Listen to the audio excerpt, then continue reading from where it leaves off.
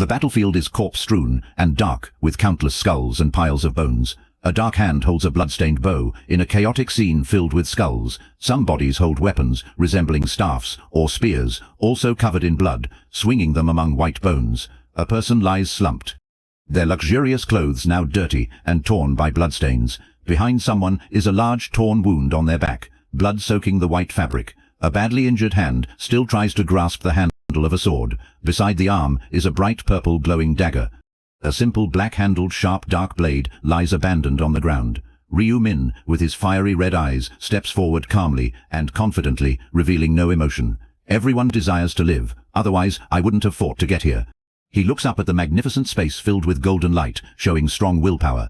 After 99 attempts, I finally got here. This time, I will witness the end with my own eyes. The 20th battle, the final one. The guardian of the 20th round is a golem, a giant enemy radiating intense light.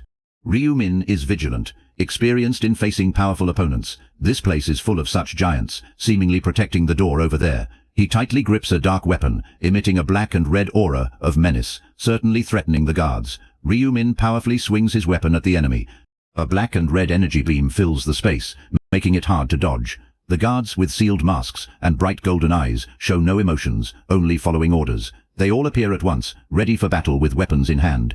A dazzling golden explosion erupts powerfully, signaling a strong attack is underway. He swings his weapon, creating deadly black energy bands, enveloping the enemy. Ryu Min, with a cold and determined expression, focuses intensely without hesitation. A red skull-shaped eye symbol appears above the enemy, causing a suppression effect. He executes a rapid close combat attack, surrounded by an aura. His gaze firm and cold, fiery red energy slashes tear through the space enveloping the enemy's silhouette. The attack hits the target, creating a powerful impact effect on the guard's armor. Ryu Min is in control. His face shows calmness, calculation, and confidence. If I use my deadly blow against the enemy with a confident smile, his sharp red eyes and face display satisfaction and control, succeeding in landing a direct hit. A special skill effect in fiery red is exploding. Ryu Min stays calm and cold, treating the battle as executing parameters. Damage will increase by 100%. A giant hand glowing intensely makes a strong impact. He is at the center, surrounded by giant guards rushing in. Ryu Min calculates, the guards are pouring in.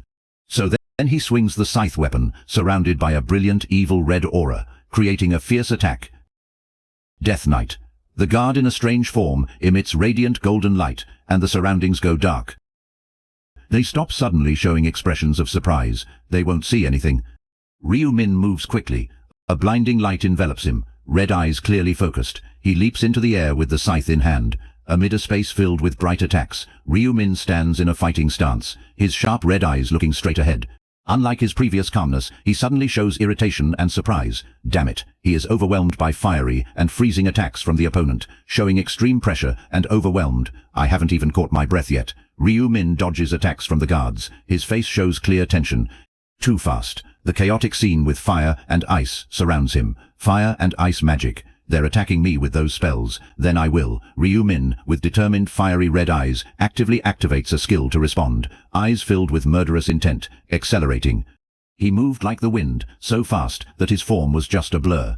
Ryu Min chose a smart and agile fighting style, showing calmness, careful calculation, and adaptability as he used his speed to dodge. The Guardian unleashed a fierce fire attack. A concentrated fire energy attack formed a sharp beam aimed at him. Ryu Min had a confident, challenging smile, clearly in control, thinking it was hard to hit him. Suddenly, his expression showed shock, eyes wide, with a bead of sweat on his cheek. Ryu Min soared into the air below a shining magic circle on the floor. He was trapped inside a giant block of ice, overwhelmed by the opponent's power, thinking he couldn't dodge it. Though trapped, Ryu Min stayed calm and focused. A sharp weapon struck hard against the protective ice. The Guardian launched a direct attack at the ice where he was trapped. Ryu Min's calm expression turned cold and determined. His red eyes blazed with focus and determination to finish it with a destructive lunar force. An explosion tore through the rocks, creating a powerful shockwave. A quick, long slash cut through the Guardian standing opposite. Ryu Min stood on the rock, confidently, holding his weapon, using his skills and agility to strike. After escaping danger, he remained clear-headed, relieved, thinking he almost died, and that even he would suffer great losses facing that thing directly. Ryu Min decisively changed tactics, focusing all his strength on one decisive blow, thinking that if he blocked every attack, it would never end. So he needed to finish the battle in one strike. The Guardian pulled the bowstring surrounded by flames. Others summoned complex and powerful magic circles. Dark energy spread, creating red energy beams like threads, activating the destructive moon force. His face was cold and sharp, with a fierce red glow. Ryu Min moved at high speed, his body wrapped in sharp red and black energy strands. A blood moon. A fierce battle erupted between them, with the Guardian raising its weapon. After the battle, he slowly descended, still holding his weapon with a sigh of relief. Thinking he finally handled them all, Ryu Min continued towards an old grand gate, thinking it's time to see what the Guardians are protecting. He entered alone into a vast architectural space, with sunlight streaming from a door ahead. Ryu Min looked around with a cold face, curiously asking aloud, "What is this place?" The massive structure with towering stone columns and large arches looked like a temple. He wondered if he should go through the door above the stairs, or if something would suddenly appear. He continued walking, thinking he should just go in to find out. A brilliant light, warm gold, symbolized the energy being activated. Ryu Min stood tall in a circle of bright yellow magic, surrounded by powerful energy. He looked ahead calmly, with a slight smile, wondering if he could end this game. Sudden system notifications surprised him, stating the entrance to the boss room requires at least 5 players. The current condition was one of 5. Ryu Min's expression changed, showing worry and tension, a bead of sweat running down his cheek, thinking, what? A system notification confirmed 1 player reached the boss room. Without meeting entry conditions, the player would be eliminated in 5 seconds. Surrounded by energy, Ryu Min was shocked and yelled, "What do you mean?" The system started counting 5. His face turned furious and filled with rage, clearly feeling it was deliberate, calling someone a jerk. 4. Ryu Min was bewildered, his face full of doubt and despair, gripping his weapon tightly, thinking, no way it's going to end like this. 3. His hand was slowly disappearing. His face showed clear dejection. 2. Ryu Min looked incredibly tense, sweat dripping down his forehead and his red eyes full of anxiety. Damn it. 1. You are dead. You have fulfilled the conditions to activate the time reversal rune. You will return to the moment before round 1. The number of times you have used the time reversal rune is 100 out of 100. You have used up all the remaining activations, and they will disappear automatically. Starting the 100th regression. A huge crowd is gathering. It's finally time. Everyone, when there are 5 seconds left, let's count down together. Ryu Min's body is covered in mysterious blue flames. 5. He looks up, his bright blue eyes shining, sweat showing tension on his cheeks. 4. Damn it. Ryu Min looks at his hands, his face showing shock. I've gone back. His hands tremble. I've come back just before I got caught up in this cursed game. Ryu Min clenches his fist in tension and anger. Even though I reached the final round 3 with a hood covering his face, he stands alone in the crowd. If possible, 2, I'd like time to stop right now. Ryu Min looks up, his gaze becoming more determined. The number of times you reverse time is 100 out of 100. 1, anyhow. This is the last try. He pulls the hood over his face, showing determination. I'm going to end this game again. Ryu Min looks around to observe, thinking about finding teammates to join him. To do that, I need 4 more people to reach the final round. Who would be the best to team up with? A few minutes earlier, a noisy group of young people. We finally become adults. Hajun excitedly turns to his friend and asks, we don't need fake IDs anymore, right? Tae is thrilled, of course. Donghyun watches the two excitedly and wonders, what should I do after graduation? Should I try delivering food? Hajun points in another direction. Hey, that girl looks like Seo Arin. Taesik looks over and asks, the actress Seo Arin, where Donghyun turns to his friend next to him. Hwang Yong-min. What are you going to do? The other two continue noisily. How could that be Arin? Are you blind? Me? Hwang Yong-min puts his hands in his pockets, smirks, and casually answers with confidence. Haven't I told you? I'm going to become a gangster. Huh. Jun is startled, looking at him with surprise. Are you crazy? If you do that, one mistake could get you killed. Donghyun also sweats. So, you're not joking. He waves it off like it's normal. Hey, I said, screw it. You only live once, right? I just want to live the way I want. He laughs lightly, evaluating his friend. Crazy, that insane bastard. Truly, once I graduate, I'll cut all ties with him. Donghyun then mentions Ryu Min. So, after graduation, what are you going to do with the errand boy? Hwang Yong-min casually asks back with contempt. You mean that poor gloomy guy? He laughs with hidden intent and declares, I can't let him go just because I graduated. Tae laughs and joins in. Wow, I pity him. He probably thinks everything's over when graduation's done. Donghyun can't believe it. This bastard is really cruel. Hwang Yong-min smirks with disdain, looking at Ryu Min as something not worth caring about. He doesn't get to decide when this ends. I have to mess with him all I can. Suddenly, Hajun glances to one side and wonders, huh? Wait a sec. Isn't that your errand boy? In a corner, Ryu Min stands among the crowd in noise. It's finally time. Everyone, when there are 5 seconds left, let's count down together. Hwang Yongmin looks that way, his expression like he's found prey, excited. Yeah, that's my errand boy. 5. Ryu Min exudes a mysterious energy. 4, 3, 2. Amidst the counting, he sees Ryu Min and his face suddenly changes. Huh, that bastard. 1. Ryu Min keeps his cool face, grasping the hood of his coat. He takes the hood down, glancing strongly at Hwang Yongmin without flinching. Hwang Yongmin frowns, his eyes showing doubt as he sees this look. Today, something feels different. The sound of excitement rises. Happy New Year. Hwang Yongmin gets annoyed with Ryu Min's stare. Is he crazy? Why is he staring at me? Tick laughs, grabbing his shoulders to calm him. Hwang Yongmin, it's New Year's, let it go. Han agrees. Yeah, you've got plenty of time to bully him. He cools down, but still feels uneasy, grumbling to himself. You bastard, I'll let it go today. Tae puts his hand on his face, showing maturity. Finally, I've become an adult too. Ha-jun pats his shoulder. Happy New Year. Hwang Yongmin responds to, yeah, all the best.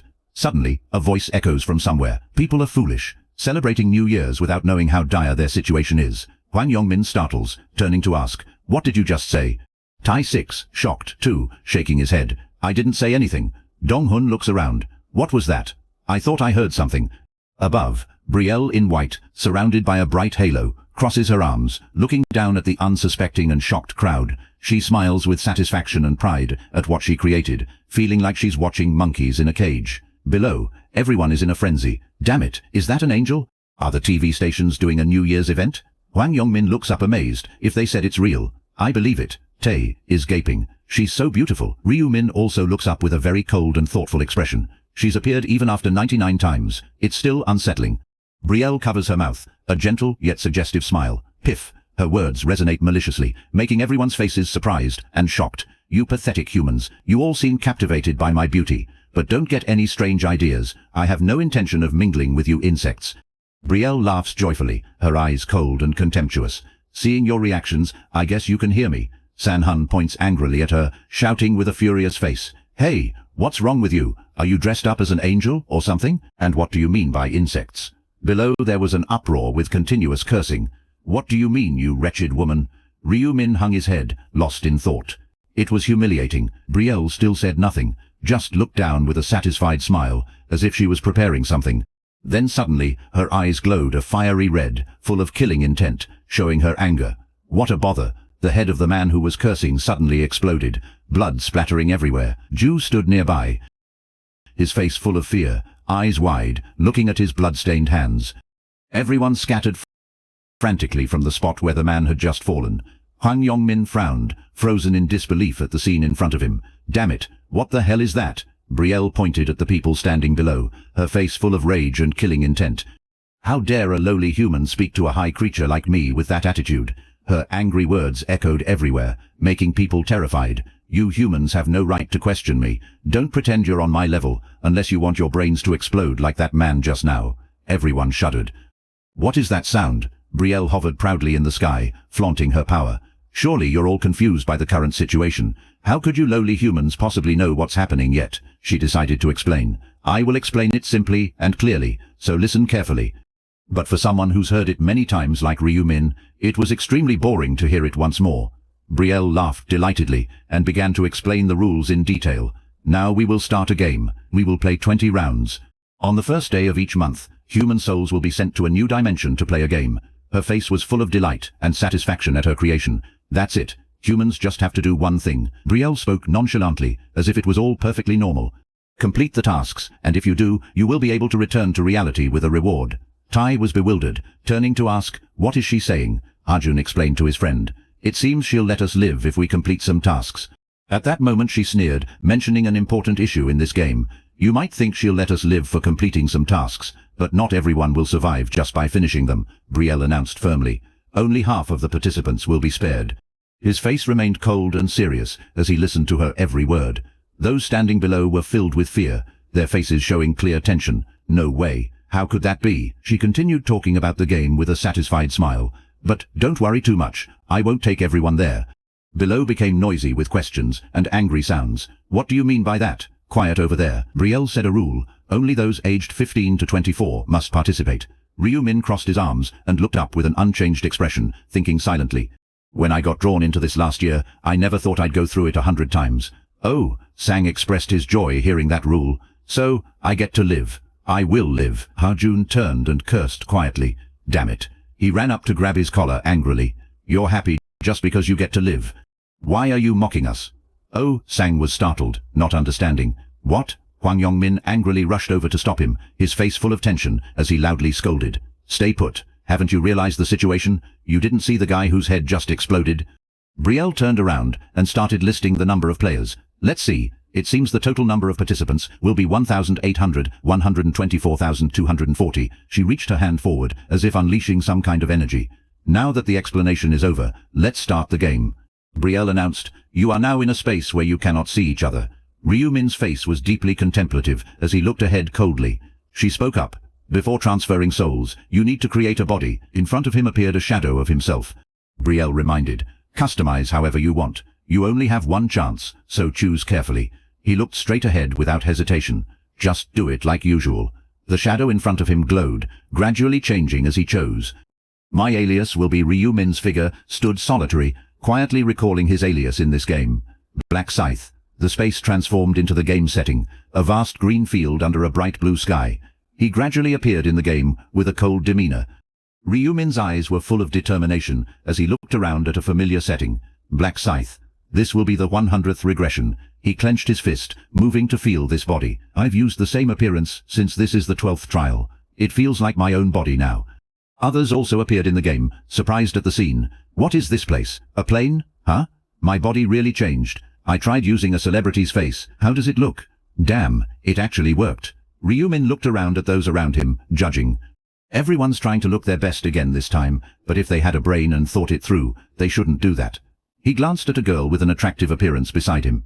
In this world, the strong survive. Being too attractive makes you a target. If you die here, you die in the real world too. A sound pulled Ryu Min from his thoughts. Ah, well, it's almost time. He looked toward the target he had been searching for before entering the game again. There he was, Hwang Min. Ryu Min smiled slightly, noting the form he chose this time. A muscular body. Brielle descended from the sky, glanced over the people below, and mocked them. Seeing you like this, it seems you really like this new interface of mine. I love seeing your fearful expressions. Let's see. There are a total of 1,080,910 people. That's the population of Seoul. Hearing that number, everyone was surprised. 1.8 million. It didn't seem like that many. She covered part of her face with her hand, laughing scornfully. Humans really are pathetic. Suddenly, Brielle's expression changed, her face showing anger, and her eyes filled with murderous intent. You think there's only this space? Humans will be divided into different planes with other angels and will go through rounds of competition. Focus on yourselves, she instructed. Before we begin, I'll explain simply. First, think of the word status window in your mind. Inside Ryu Min's head, he thought status window. He looked at the stats displayed above the status window and felt disheartened, just wanting to sigh. Brielle explained with a mocking attitude, looking down on the humans below. Have you all looked at the status window yet? You'll know how worthless you are if you've played games before. Everyone listened intently, concentrating on her every word. Become stronger if you survive to the end, and conquer round 20. Brielle laughed excitedly. Not only will you gain freedom, but you'll also be granted a wish. Whispers and chatter erupted below. A wish? Really? No way. However, you have to be the first one to get it. She smirked and said, lastly, say inventory and look inside. I've prepared a gift for you. Hwang Min thought inventory in his mind and was startled by the system. Inventory. He reached his hand inside and grabbed an item, his face showing some tension. A random runestone, Brielle explained. As you can see, the random runestone can only be used once. You can only use it at level 1, and it's the only item you are gifted at the start. She didn't forget to guide. You can use it by holding it in your hand and thinking, use. Hwang Min held it and thought, use. He widened his eyes, surprised at what happened when he used the item. Brielle covered her mouth and giggled, feeling very satisfied as she looked down at the crowd. Judging by your faces, you're not pleased. No matter the result, you have to accept it as it is your fate. She snapped her fingers, signaling the game to begin. The runestone imprint is done. Let's start now, shall we? After her snap, a golden energy appeared, and Brielle gradually vanished. The system board in front of everyone beeped, displaying the rules for round 1. A giant goblin holding a sharp axe with red eyes and a long nose appeared. Everyone looked at the approaching goblin with fear, but also excitement. Is that a goblin? It feels like we're really in a virtual world game, where we kidnapped unknowingly for an experiment. Brielle excitedly announced, it's too early to be excited. I haven't summoned all the goblins yet. Everyone's faces suddenly became more tense, revealing clear fear. Wait, all of them? There are so many, she laughed wickedly, her expression both cruel and thrilled with her creation. 10,000 humans against 50,000 goblins. Fight to the death.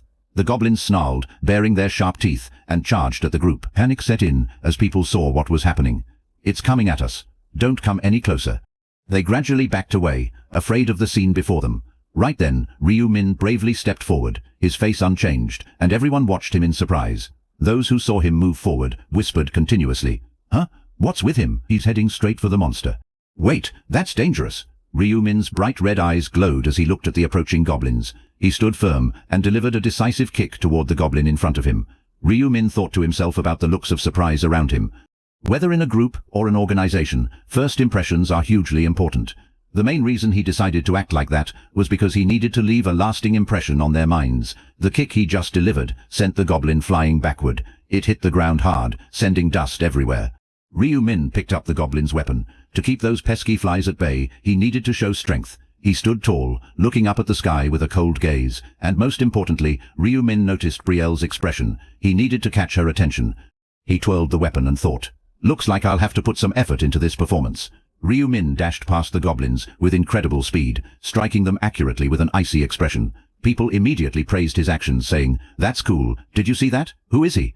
Is he some kind of Special Forces Black Scythe? Even the nickname sounds cool." Someone suddenly wondered aloud, "Aren't goblins usually the weakest monsters in games?" Jung-ho hesitantly replied, "We should be able to kill them too, even if it's not as easy as it is for Black Scythe." Chung-hai confidently added, "If we fight seriously, it shouldn't be too hard." Before finishing his sentence, a goblin lunged at him. Chung-hai fell to the ground, frightened, and everyone was scared too. Jung-ho's face turned pale at the sight. They scattered and ran, their faces showing fear, yelling for help. Their screams caught Ryu Min's attention as he noticed more goblins coming. Some people were attacked by the goblins and fell one by one like an inferno. In this situation, no one would mistake this for just a game anymore. Now they could only think of one thing. One girl's face showed pure panic. Survival. Their survival instincts kicked in strongly, taking over their minds, and they ran for their lives. Ryu Min looked at the fleeing group, thinking, "I once chose that method my first time too." It was only after the second time that he realized running away in such an open place is impossible. A girl, while fleeing, bumped into something like a barrier. Frightened, she touched all around, asking, "What is this?" For those who lived in modern times, never having harmed an animal, they would find it very hard to kill a goblin. But to survive in this game, the goblin's red eyes glared at him, full of killing intent. With bumps on its skin, it charged at the one holding a weapon, meaning they had to overcome that fear. Everyone fled with screams, begging for help. Brielle watched eagerly from above, finding the battle between humans and goblins exciting. She laughed with excitement. Even though they're only child-sized without any resistance, they can easily take you down bare-handed, let alone with daggers. With a sharp gaze, Brielle remarked. However, she turned her eyes to Ryu Min, wondering, what on earth is that human? The system showed Black Scythe quest progress. Goblins defeated 70 out of 100. She thought, Black Scythe, huh? Brielle scrolled through the system in frustration. Damn system, aside from quest progress, all player information is hidden. Still, she was undeterred, eagerly watching the scene below. Well, whatever. Having to guide these inferior humans wounds my pride, but it seems there are a few interesting ones, so I'll stick around to enjoy it a bit longer. Ryu Min continued slashing at the goblins. The system announced, "You have defeated a goblin. You have leveled up. Task progress." Goblins defeated 75 out of 100. Necessary activity to complete task. Goblins defeated 25 out of 100. A group of goblins charged hungrily toward him. Ryu Min used his speed to attack them all in one go. After attacking, he spun his weapon in style. Another goblin ran towards Ryu Min. He quickly struck it down. Ryu Min's eyes lit up. His face was cold. Any more? The goblins behind hesitated after witnessing his attack. Ryu Min wiped the sweat off his face and sighed. Looks like I can take a break now. The system displayed a notification about increased stats. Ryu Min checked it and realized he had already reached level 4. He thought, every level up gives me 2 more stat points. I'll put them all into agility.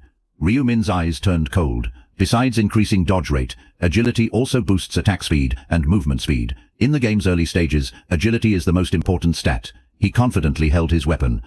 At this pace, I might have caught the angel's attention. Let's finish this. Ryu Min threw the blade towards a distant goblin. He shouted at them, "Come on." The goblins heard Ryu Min and froze. He sighed, scared. Ryu Min moved like the wind toward the goblins. "Fine, I'll come to you." They let out a loud cry, eyes glowing red, unable to turn in time. He took them all down in one attack. Energy surrounded Ryu Min as he leveled up. Goblin Hunt 100 out of 100. First round complete. His face was cold and focused. Round 1 is done. After taking down these goblins, I'm sure I've caught the angel's attention. The system kept notifying. Congratulations on completing the first task in this area. Congratulations on completing the first task in all areas. Ryu Min smirked confidently. I've reached rank 1. The system stated, higher completion ranks mean better rewards. The top 3 get the best rewards. Congratulations on finishing the first task in this area. You will receive a weapon of choice, a reward specific to this area and overall, and a treasure chest, as a reward for being the first in all areas. My rewards are probably the best compared to everyone else. First, choose a weapon from the area reward. A system screen showed available weapons. You can pick one of these, Ryu Min thought, even though it's not much. It's good to have gotten this early. He quickly selected an item. The system notified, you've received a short sword. Short sword? Ryu Min decisively tossed the old knife to the ground. Time to get rid of this junk. He thought, I'll hold on to the special reward chest for now. In his mind, Ryu Min thought status window. He pondered something, thinking back, the title he received before. I've never seen this in my previous 99 regressions. Ryu Min held the stone in his hand and used it. A notification appeared. The stone cracked. You've used a random rune shard. Congratulations, you received the time reversal rune. The rune is automatically inscribed on the player's body. The rune mark appeared in his soul, but the special attribute of the rune made the inscription fail. Ryu Min thought, of course, if I could inscribe again, I could regress endlessly. With the rune trace in his soul, you've been recognized as a time traveler with 100 travels. He received the title of Last Time Traveler. His eyes widened with surprise. What? In this game, titles are more prestigious than runes. They're much stronger and rarer. Moreover, Resurrection is a skill exclusive to priests, and even then, it restores only 30% of max HP after reviving. Ryu Min smiled with satisfaction, and this title lets me resurrect at full health. Looks like I've got an incredible title. Ryu Min touched his chin. A look of delight appeared on his face. He had just gained something great. He tapped the screen and thought, having this card in hand is always good. A notification appeared. Title, Time Traveler, Last Voyage. The title won't show under ID when in private mode, but the effects remain. Ryu Min stretched lightly, pondering.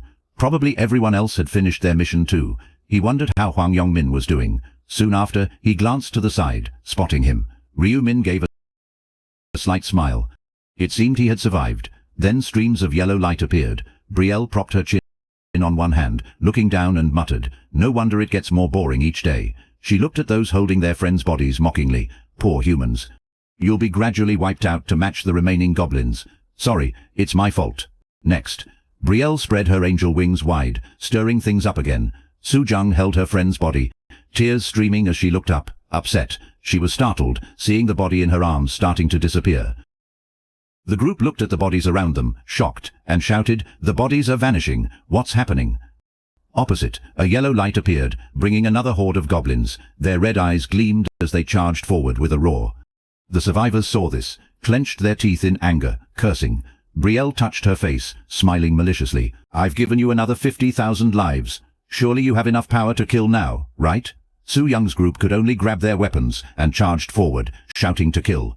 Harjan closed his eyes tightly and stabbed the goblin in front of him. At the same time, another goblin dived from above, aiming at his back. Someone else raised both hands to block the goblin's knife attack from falling down. Hwang Yongmin gritted his teeth and pulled the person next to him to block the goblin's attack for him. Elsewhere, Yong-ho had a fierce expression, tightening his grip around a goblin's neck. Ryu Min sat inside the circle of yellow light, silent. Hyon slapped his bloody hand on the yellow protective shield. He looked down as a goblin raised its sword to end another player's life. Brielle clasped her hands together, watching the slaughter below with great interest. Ryu Min, with a calm face, looked up at her. Just when the notification screen appeared, beams of light flashed, and all the goblins vanished simultaneously. The players looked around in confusion, asking where the goblins went. Brielle looked up at the reminder screen, saying, only half completed their task. It's done now. From above, she looked down at everyone. The others will have to die. After all, it's the rules. Su Young shouted in panic. What's happening? Chungi screamed out as their bodies slowly disappeared. Dead. A man tremblingly raised a finger. Wait, Angel, I just needed to kill one more, please. With a scream, that person's figure disappeared. No. Brielle's voice kept echoing. Why look so down? Shouldn't you be happy to be alive? Don't worry, you've survived. You can return now. She covered her mouth, sneering. Congratulations on surviving the first round. Hope you try harder next time, Brielle continued. Let's announce the ranks before leaving. The system screen popped up. Black Scythe ranked first across the whole area and current area. Rewards rank reward. Lowest tier rare weapon voucher has been granted. Special reward selection chest has been granted. Mission completion reward 1,000 gold coins pending. You'll receive it in a few minutes. Ryu Min stood still, looking at the notification in front of him. You received 1,000 gold coins for completing the mission. Congratulations. You can use the gold at the shop. Equipment purchase feature unlocks at level 10. He turned his head back, glancing at the amazed faces of others. Ryu Min pursed his lips slightly, thinking to himself, everyone must know I ranked first. Brielle rested her chin on one hand and asked with a smile, I can't believe the #1 spot in the entire area is on my turf. It's hard to believe, right? Tell me, isn't that true? Ryu Min looked up and replied, please go ahead. She smiled and asked, how are you so strong? Did you get some special ancient script or something? Inside, Brielle bit her lip and cursed silently. Damn it. Ryu Min calmly continued, you can just look at my status window and see. Brielle's voice filled with hesitation. Well then, she raised both hands and said, of course I can. I'm an angel, so I surely have access to that information. I was just testing you. Hearing that, Ryu Min smiled slightly to himself and thought, stop trying to make me laugh. Then he softly called out, Angel? And Brielle quickly asked back, what's that? Ryu Min's next words startled her. May I make a request? Brielle stared at him and repeated, a request? Ryu Min crossed his arms and looked directly at her suspiciously. Yes, it seems the reward for the first place could be better. Hwang Yongmin was surprised and turned to look at him. The other players widened their eyes and looked over too. Brielle's eyes shone as her lips curled with each word. What did you just say? Ryu Min without fear answered. I hope you can give me something better. She bowed her head and laughed. Say it again. He stared at Brielle and said, I don't like my reward, so I want you to give me a better one. She looked at Ryu Min silently without saying a word. Shortly after, Brielle bit her lip, cackled coldly, and thought to herself, this ordinary human dares to make demands of me? I noticed him because he was energetic at the start, but now after defeating a few goblins, he looks down on me. She raised one hand and decided, I'll blow your head off. Brielle clenched her fist tight in anger and muttered, you arrogant human, I've already killed with a one-time use power. Do you think I don't know about you? Suddenly, she widened her eyes at a thought. Wait a minute. Brielle immediately switched to a gentle smile and mumbled, yes, I know what to give him. She looked at Ryu Min standing in the circle and asked, do you want a better reward? Brielle gracefully touched down on the ground and said, I usually refuse such requests right away, but she glanced at him and shouted, I changed my mind. Let's talk privately. The others can wait a moment. The people around immediately buzzed. Is she really going to agree? Can't believe he's bargaining with an angel. Should I try too? I also want a different reward. It's probably just because he ranked first. The chatter didn't stop. If I'm being sent away like this, the reward must be that valuable. So jealous.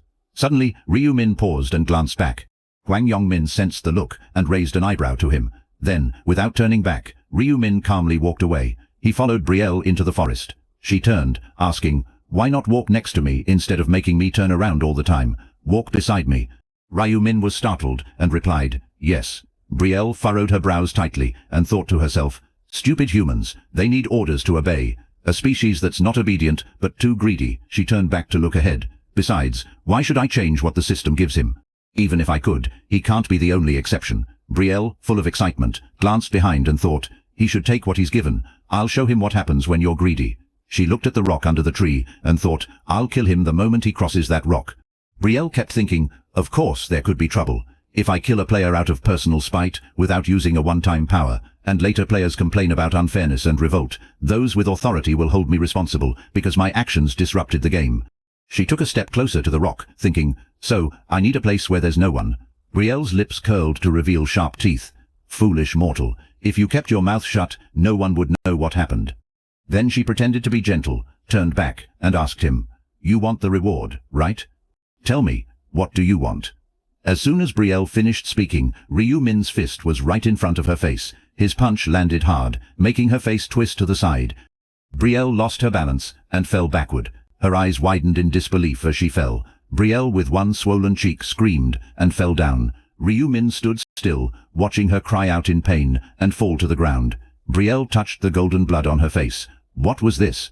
Did that wretched human just hit her? Then she gritted her teeth and growled, "Damn human." Brielle was startled when she noticed Ryu Min had vanished. She looked around, confused, not knowing he had approached from behind. Ryu Min reached out and firmly grabbed Brielle's wing.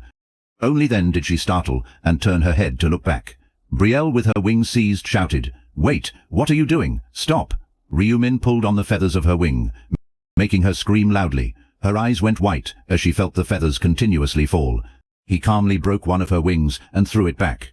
Ryu Min looked down from above and gently advised, "Don't be such a crybaby." He then stepped on Brielle's shoulder with one foot and firmly gripped her remaining wing. Ryu Min pulled her wing back, saying, "Now you can't escape." He looked down at her and asked, "How does it feel?" "Does it hurt?" Brielle shook and growled, "Of course it hurts." Ryu Min smiled and said, "If I waited 5 more minutes, you'd be the one asking me that stupid question and laughing that ridiculous laugh." Brielle yelled frantically, "Are you crazy, human? What are you saying?" He lifted a wing containing a knife and questioned, "Were you planning to use this hidden knife to kill me?" Then he casually tossed it aside. "I knew it," and she shouted, "What do you mean, kill?" Brielle quickly defended herself. "I never planned to do that." He smiled, cutting her off. "Lying won't help. Just looking at your face. I know everything, Brielle." Startled, she looked up. "How does a human know my name?" Ryu Min retrieved a weapon from his system. "It doesn't matter whether you know or not," Brielle yelled in fear. "What are you doing? Why pull out a weapon all of a sudden?" He examined the knife in his hand. "Don't you get it yet?" She pointed at him and shouted, "You want your head to explode so badly? You've gone insane. I only need a finger." He mocked her calmly. "You don't have the ability to kill anyone anymore." Hearing this, Brielle could only grit her teeth in anger. She could only threaten him loudly. "Do you think you can escape punishment? My companions won't sit still." And Ryu Min raised the knife mockingly. "Companions? Angels are all selfish. They don't care about others' issues. Whether you die or not, they won't bother." Brielle shouted, "Nonsense." He walked forward with the knife. "Enough. Let me send you off." She backed away, saying, "Wait, you gain nothing from this." And Ryu Min replied without care, "Yes, I do, but you wouldn't know." Brielle threatened, "If you kill me, you'll regret it. You can't return," he pointed out. "This system will send me back automatically after settling things." She couldn't believe it. "How do you know that?" Brielle's pleading voice sounded. "All right, I'll give you any information you want. Just give me a chance." Ryu Min lifted the knife coldly. "No need." Calmly, he continued. "If I needed information, I'd torture you to extract everything I wanted. In this game environment, you must stick with your kind. Besides, the truth is, you're just a pawn playing guide." She stood there dumbfounded. "What?" Before he could finish speaking, the knife in Ryu Min's hand pierced Brielle's chest. He drove it through her chest, making yellow blood splatter. Ryu Min stood straight, looking at Brielle's body, lying motionless on the ground. Then a notification sounded. "You have defeated an angel. Confirmed as the first player to defeat an angel. You are awarded the title of the first angel killer, Angel's Blood, and first angel kill." He looked at the reward in his hand and thought, "As expected, I'm the first this time." The system sound continued. "Awarded Carnage rune for the first angel kill." The notification continued. "The acquired rune is automatically imprinted on the player's body." The reminder sound kept ringing. "These current rewards are for the first player to kill an angel. Title, First Angel Killer. Condition, be the first to kill an angel. Effect, doubles all stats in battles against divine beings." Ryu Min looked at the system screen and thought, "I first learned about this reward when avenging an angel on the 13th time. It's probably because it's a reward limited to one player only. Each reward can be compared to a unique item. The screen showed Carnage rune effect, increases all stats by 1%, with each kill up to 100%, lasting until the related round ends." He stared at the screen thinking, "If the angels find out I've obtained a rune, they'll be so surprised." Ryu Min glanced to one side. He looked at the small bottle in his hand, the main reason he killed an angel. The status screen came up. Angel's Blood, consumable item, unique rank effect, can change your profession to Grim Reaper, requires level 10 or higher. Description, reward item for the first player to kill an angel. Only the first player to kill an angel can change their profession to the Grim Reaper, the nemesis of angels. Ryu Min quickly sank into thought. Starting from level 10, all players can have a profession with a total of 30 different professions, and changing a profession is easy. He thought about those items. You have to acquire a profession change item, usually earned through hunting or completing some simple condition. Ryu Min stared at the bottle of angel blood. But there are exceptions, like when changing to a special profession, which is only granted under special circumstances. He understood in his heart. And of course these special professions are on a completely different level compared to normal ones, with higher added stats, bonus levels, skill systems, and so on. all nearly perfect. Ryu Min reached out to touch the system screen, thinking I returned without completing the first round. Then he silently decided, I'll use the reward I earned for being first in all areas. The screen displayed a reminder. You can choose from the rewards below. Ryu Min focused on it, thinking, the important thing now is to quickly reach level 10 and change professions. As soon as he made a choice, the system sounded, you chose a triple experience effect, and the effect is automatically applied for round 2. Ryu Min looked at Brielle's body beside him. This is the last time, so I have no other choice. He watched her quickly disappear, determined, no matter what, I have to become stronger. Right after that, the system screen showed. Round 1 ended. Souls will be transferred to their bodies in the current dimension. February 1st, 2023. Round 2 is starting. We will see you in the next round. Congratulations on surviving. Elsewhere, Hwang Yong-min shouted and jumped up. He looked around at the people and the sound of a bell. This is the New Year bell. Hwang Yong-min looked ahead with confusion. What's happening here? He looked ahead, confused. Is everyone collapsing like me? The people around held their heads in disgust. I just fainted. I dreamt a super realistic dream. My head feels like it's going to explode. Hwang Yong-min couldn't help but exclaim, that dream I just had was bizarre. He checked the time on his phone, 5:20 a.m. Did time pass here while I lived in my dream?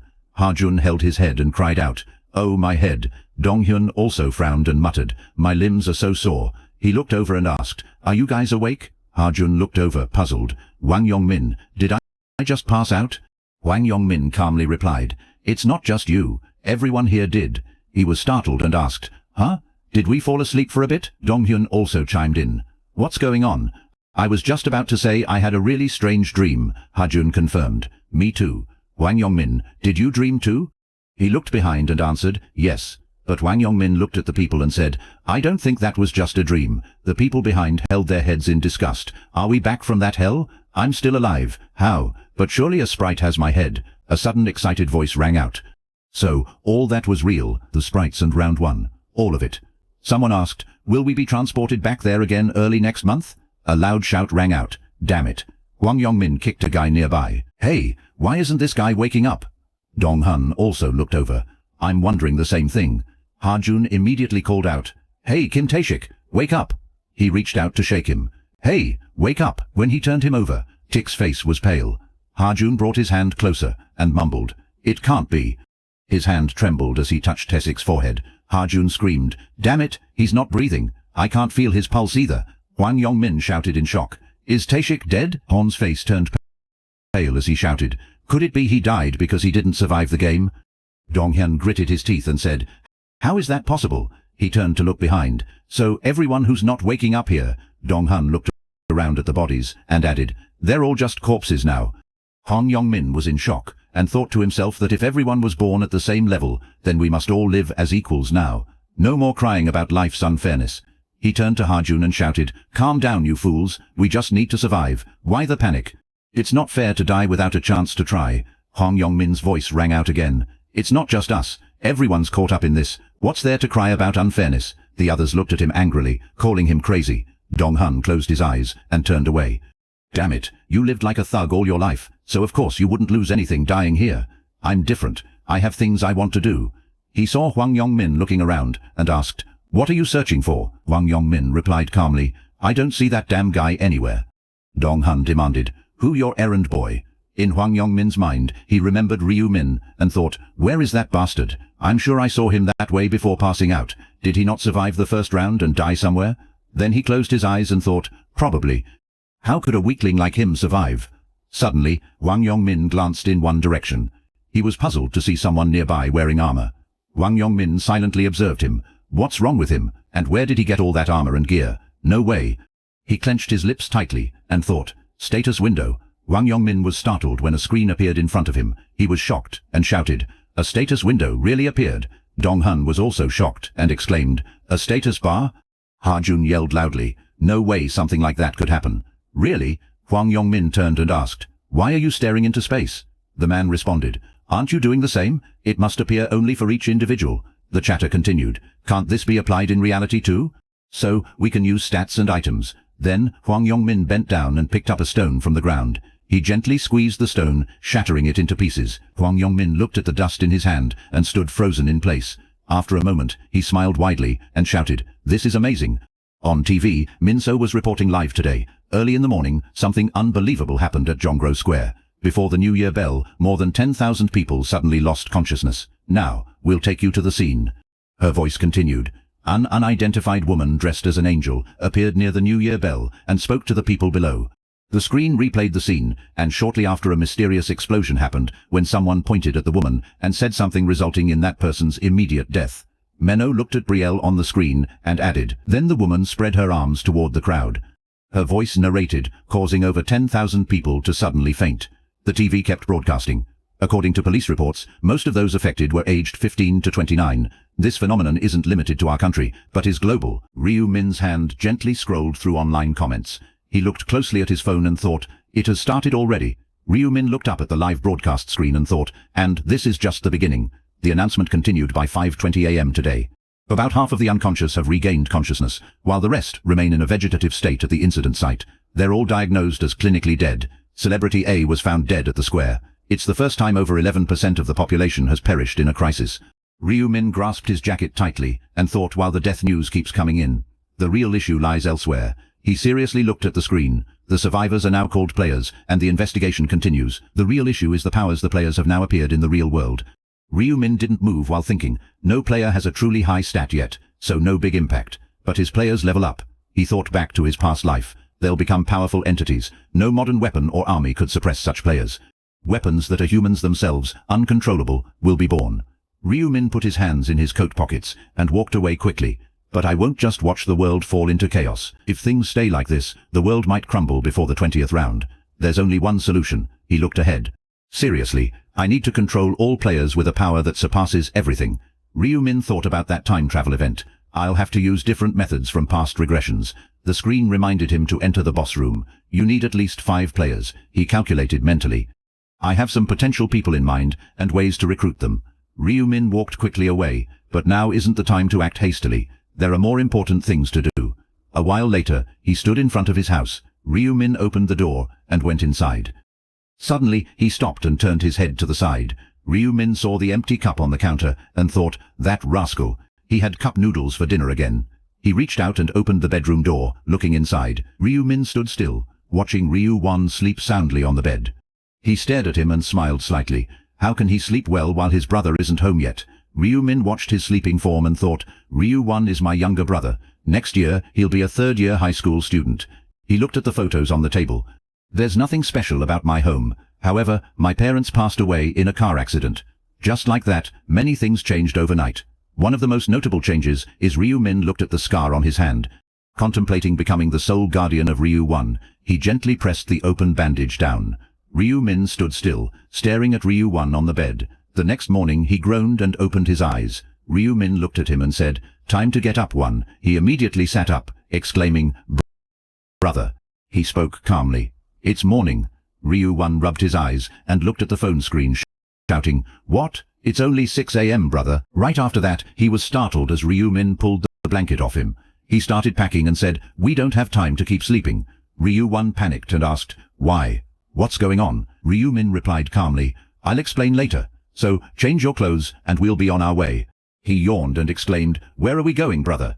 If you're saying we're going to watch the sunrise, I'd rather sleep in. Ryu Won was taken aback when he heard Ryu Min say sternly, listen to your brother. His face turned serious as he reminded him, now is not the time to relax or sleep.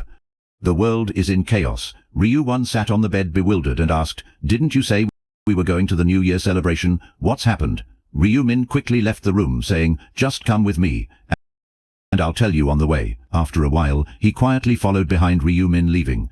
Ryu Won's face was full of worry as he silently watched his brother's expression.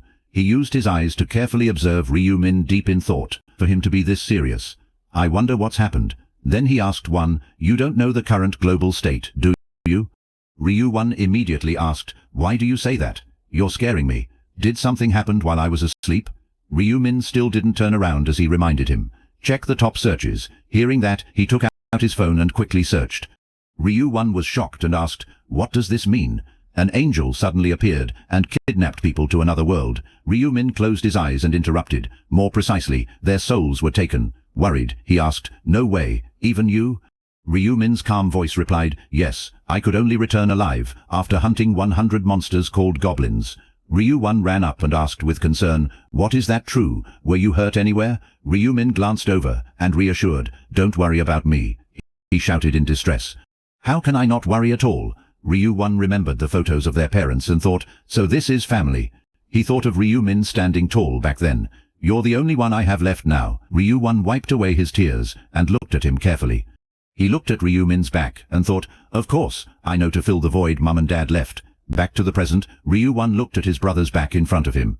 He needs to maintain strong mental fortitude. He stared at Ryu Min with concern.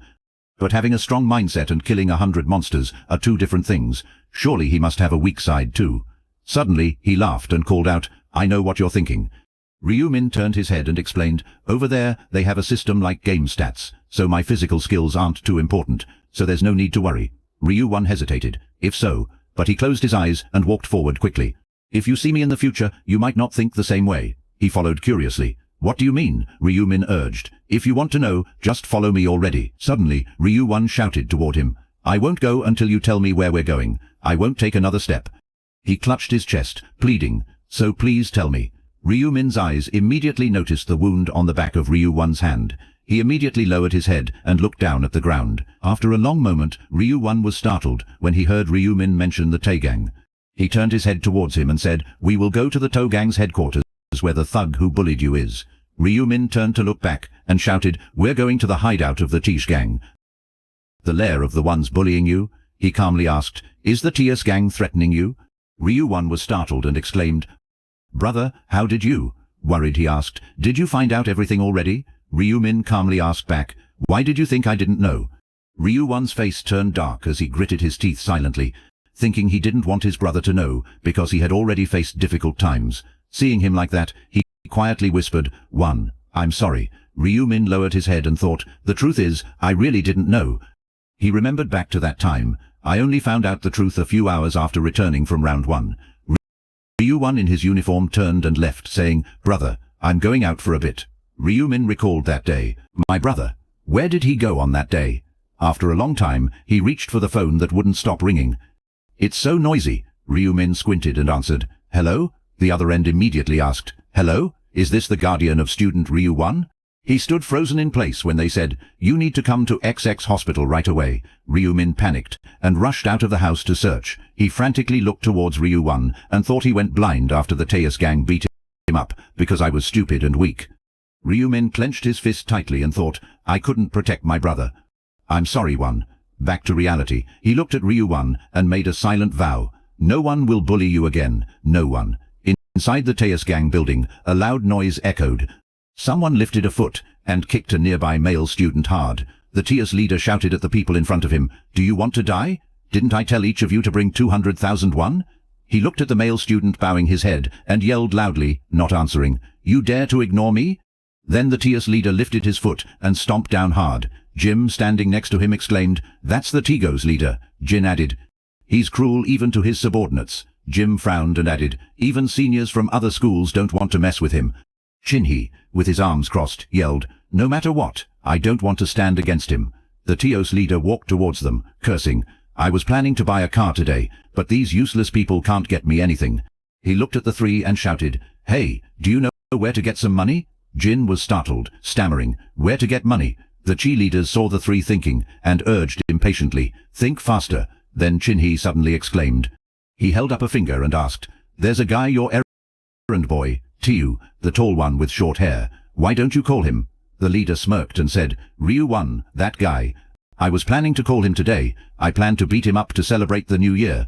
Shinhee laughed and said, "Then we can get money from him." JN next to him also shouted, "Sounds good." The Taoist leader, hands in his pockets, said, "Hey, that guy actually doesn't have a home." Shinhee was startled and yelled, "What?" The leader looked over with disdain.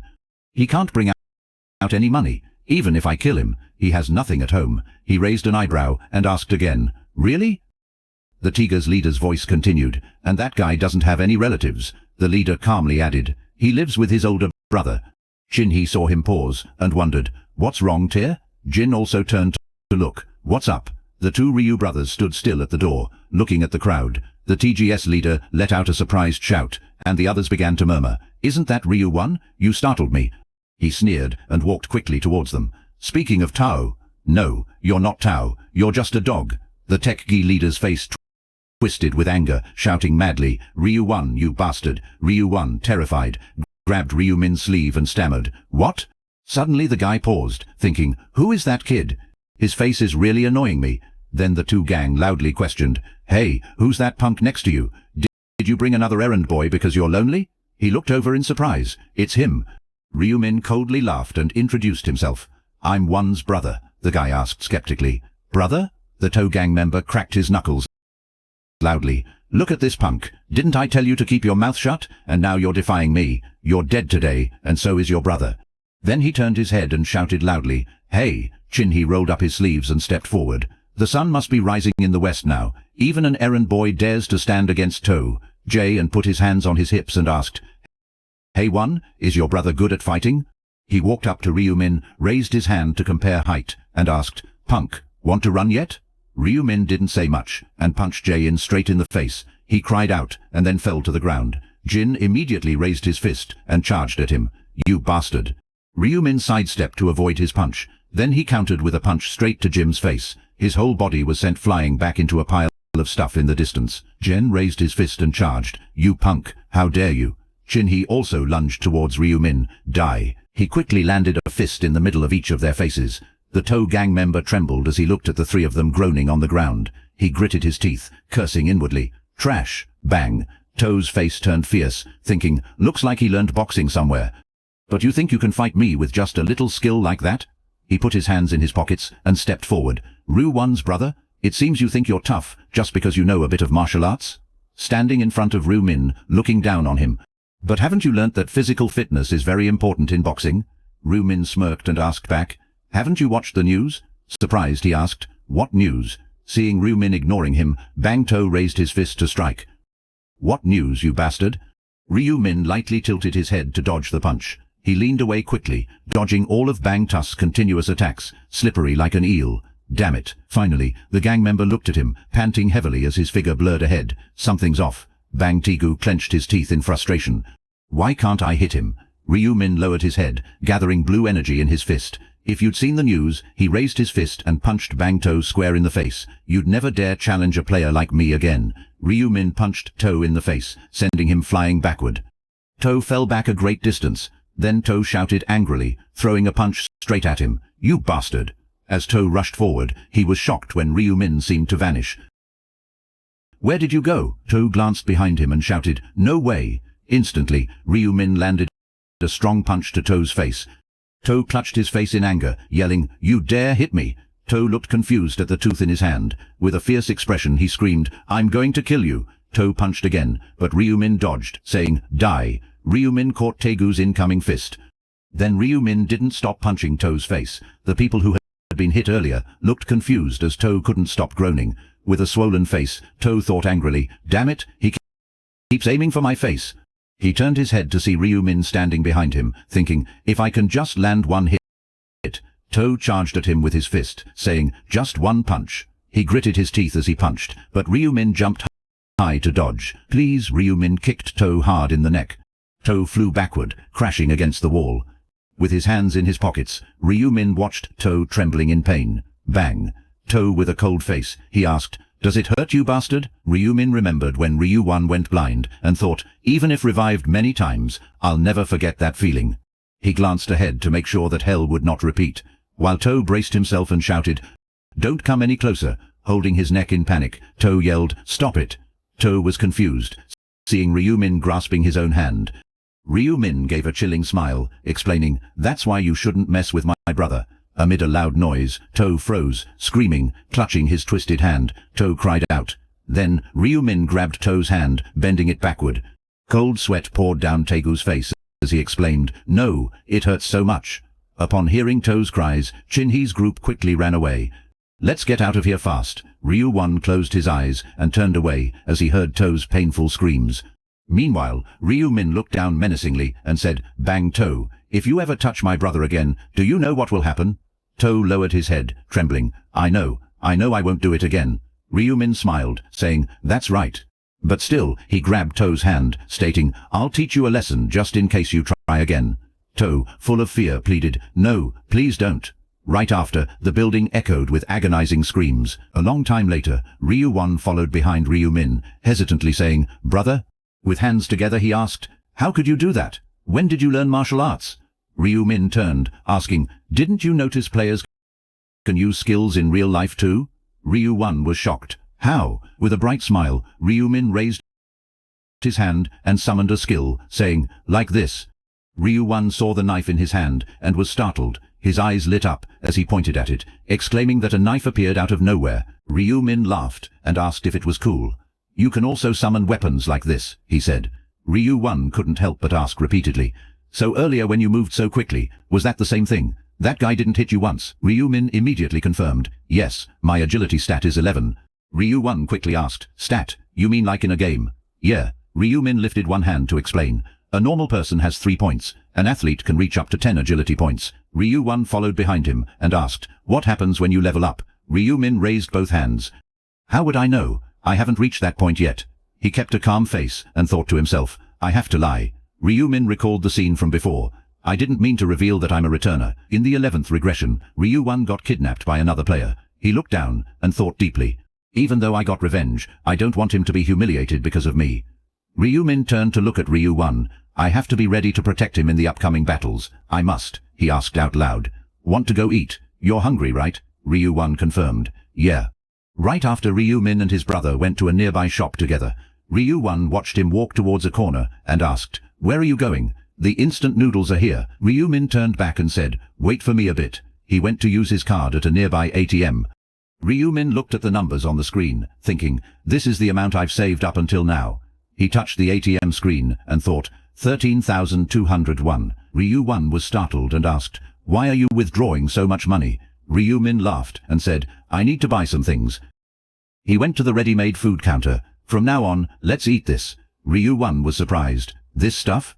He raised an eyebrow and whispered, "Everything here is at least 5,001. Ryu Min responded generously, "It's okay, get whatever you want." With his hands in his pockets he said, "It's New Year. Are you planning to eat only ramen?" Ryu Min hesitated, looking over. "I know, but eating like this costs a lot, bro." Ryu Min urged. "It's fine, just choose quickly." Finally, with a big smile, he picked up a box of food. "Then, let's have this beef with chili." "Okay." Ryu Min's eyes sparkled as he looked at the can in his hand. "I want to eat this too. It looks so good." Ryu Min raised a finger and proposed, "Sometimes let's go eat out beef Hanu style." His brother laughed loudly. "Why do that? This is already more than enough for me." Ryu Min smiled gently and thought, "Just wait a few more days. I'll make you sick of eating meat." Ryu Min used his chopsticks to put a piece of meat into his spoon. He quickly put it in his mouth. His eyes lit up as he shouted, "It's so good." Ryu Min looked over and laughed. "Really? Eat up."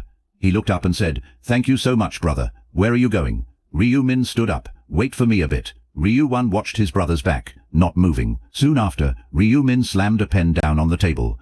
Ryu Min looked at the pile of papers on the table and exclaimed, "Wait, did you withdraw all that money just to you plan to gamble at all?" Ryu Min picked up the pen and laughed. "Exactly." His brother was startled and asked, "Wait, how many tickets did you buy?" He opened the pen cap and answered, 20. Ryu Min immediately stood up and shouted, "What? Why use 100,000 won on the lottery? You have no idea what you'll get." Ryu Min wasn't bothered and put down the pen. "Just wait and see." He couldn't believe his eyes and exclaimed, "What? What are you doing?" Ryu Min looked at the pile of lottery tickets on the table and asked, "Why did you keep choosing the same number over and over?" Ryu Min looked up and laughed. "These are the winning numbers." Inside the room, a phone alert went off, announcing the results for lottery number 149, saying they would draw today. Ryu Min looked pale as he stared at the phone, saying, "We're doomed. We wasted 100,000 won." The sound from inside announced the draw. While Ryu Min, looking pale and biting his nails, mumbled, "We could have bought better food with that money." And Ryu Min, sitting opposite, reminded him, "Can you stop biting your nails?" Ryu Min froze when he heard the sound from inside. Now the first lucky number is 3. The second lucky number is 18. He looked confused as he continued listening. The third lucky number is 9. The fourth lucky number is 38. The fifth lucky number is R1. Looked at the numbers on the screen and on the lottery ticket as the voice inside repeated, "We will announce the numbers for lottery 1049 once more. 3, 18, 9, 38, 21. And the bonus number is 5. He held up the lottery ticket and shouted, "This is crazy. We've won first prize." With tears in his eyes, Ryu Min pointed at himself and said, "Brother, pinch me." To which Ryu Min calmly replied, "Do it yourself." He looked up and stared at Ryu Min, asking, "This isn't a dream, right, brother?" Ryu Min laughed and asked back, "Would you prefer it to be a dream?" Ryu Won shook his head repeatedly, emphasizing each word. "No, it isn't." With a big smile, he reassured, "Don't worry, it's not a dream." Ryu Won raised the lottery ticket and asked again, "It's not a dream, right?" Ryu Min confirmed once more. "I said, it's not." He raised the lottery ticket high and shouted, "We won the lottery." Ryu Min immediately put his hand to his lips, reminding, "Lower your voice, the neighbors might hear." He looked up and smiled, asking, "Do you like it that much?" Ryu Won looked over and replied, "Of course, don't you?" Ryu Min closed his eyes and answered, "Of course I do." Thinking to himself, "Well, I was like that the first time too. I even shouted out loud." Then he was excitedly shouting, "We won the lottery." Ryu Won held up the phone and asked again, "Brother, it's not a dream, right?" Thinking about it, Ryu Min couldn't help but mutter, but after repeating it many times, "It's become normal. I need to quickly earn money after each regression." He thought about the things later, as more than 900 million people had died, causing an economic depression.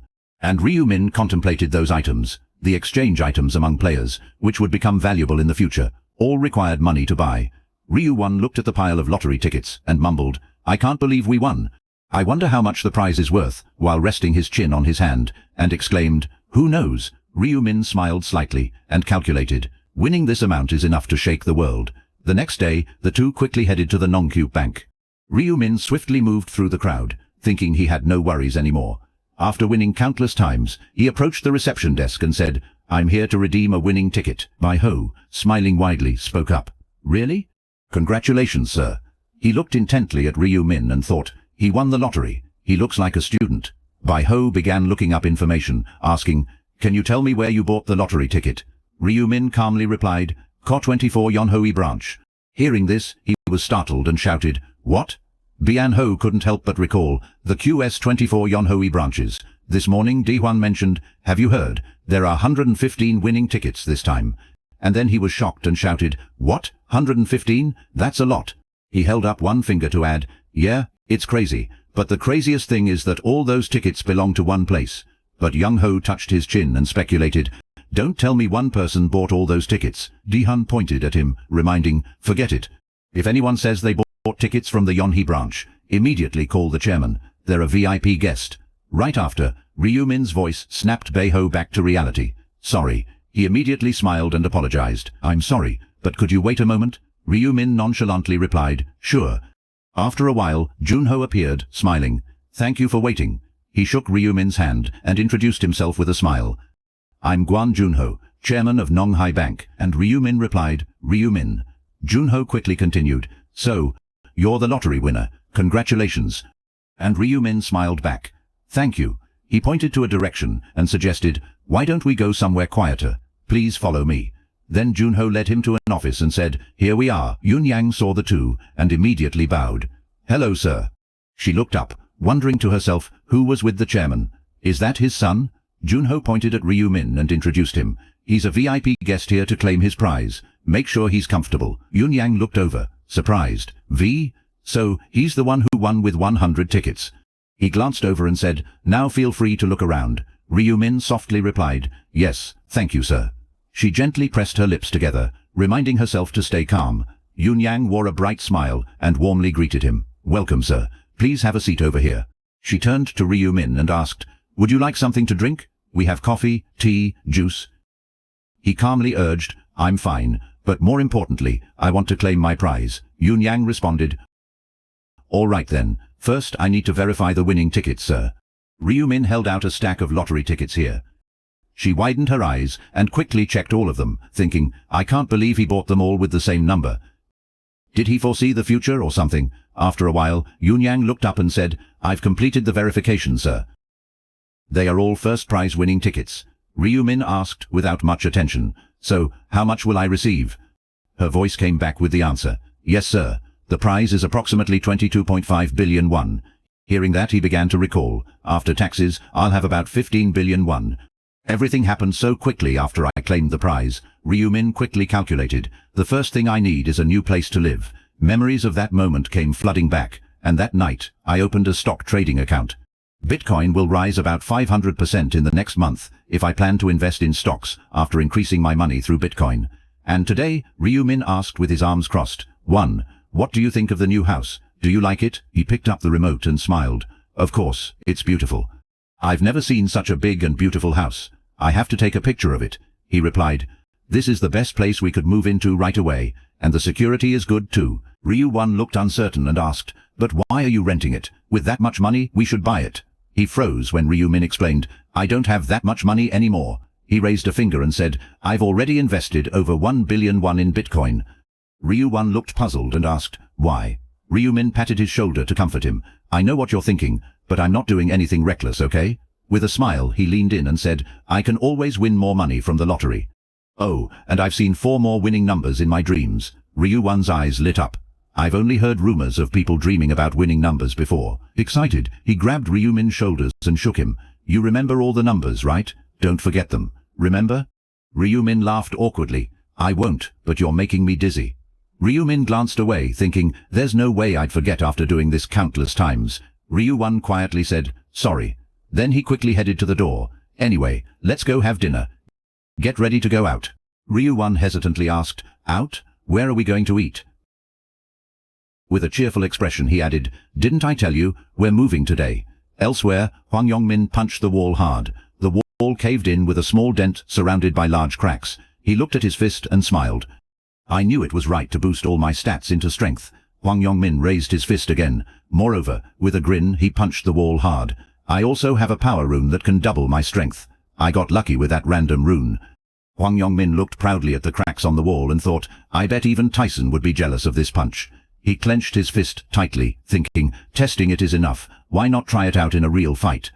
At this moment, Hwang Yongmin was furiously pounding on the door, calling out for Ryu Min. He grumbled in frustration, cracking his knuckles, thinking that jerk probably isn't dead yet, but still won't pick up the phone. Hwang Yongmin ground his teeth in anger. That arrogant jerk. He vowed angrily, you think I'll let you off? The more Hwang Yongmin thought about it, the more furious he became. After you looked at me that way, I'm going to kill you.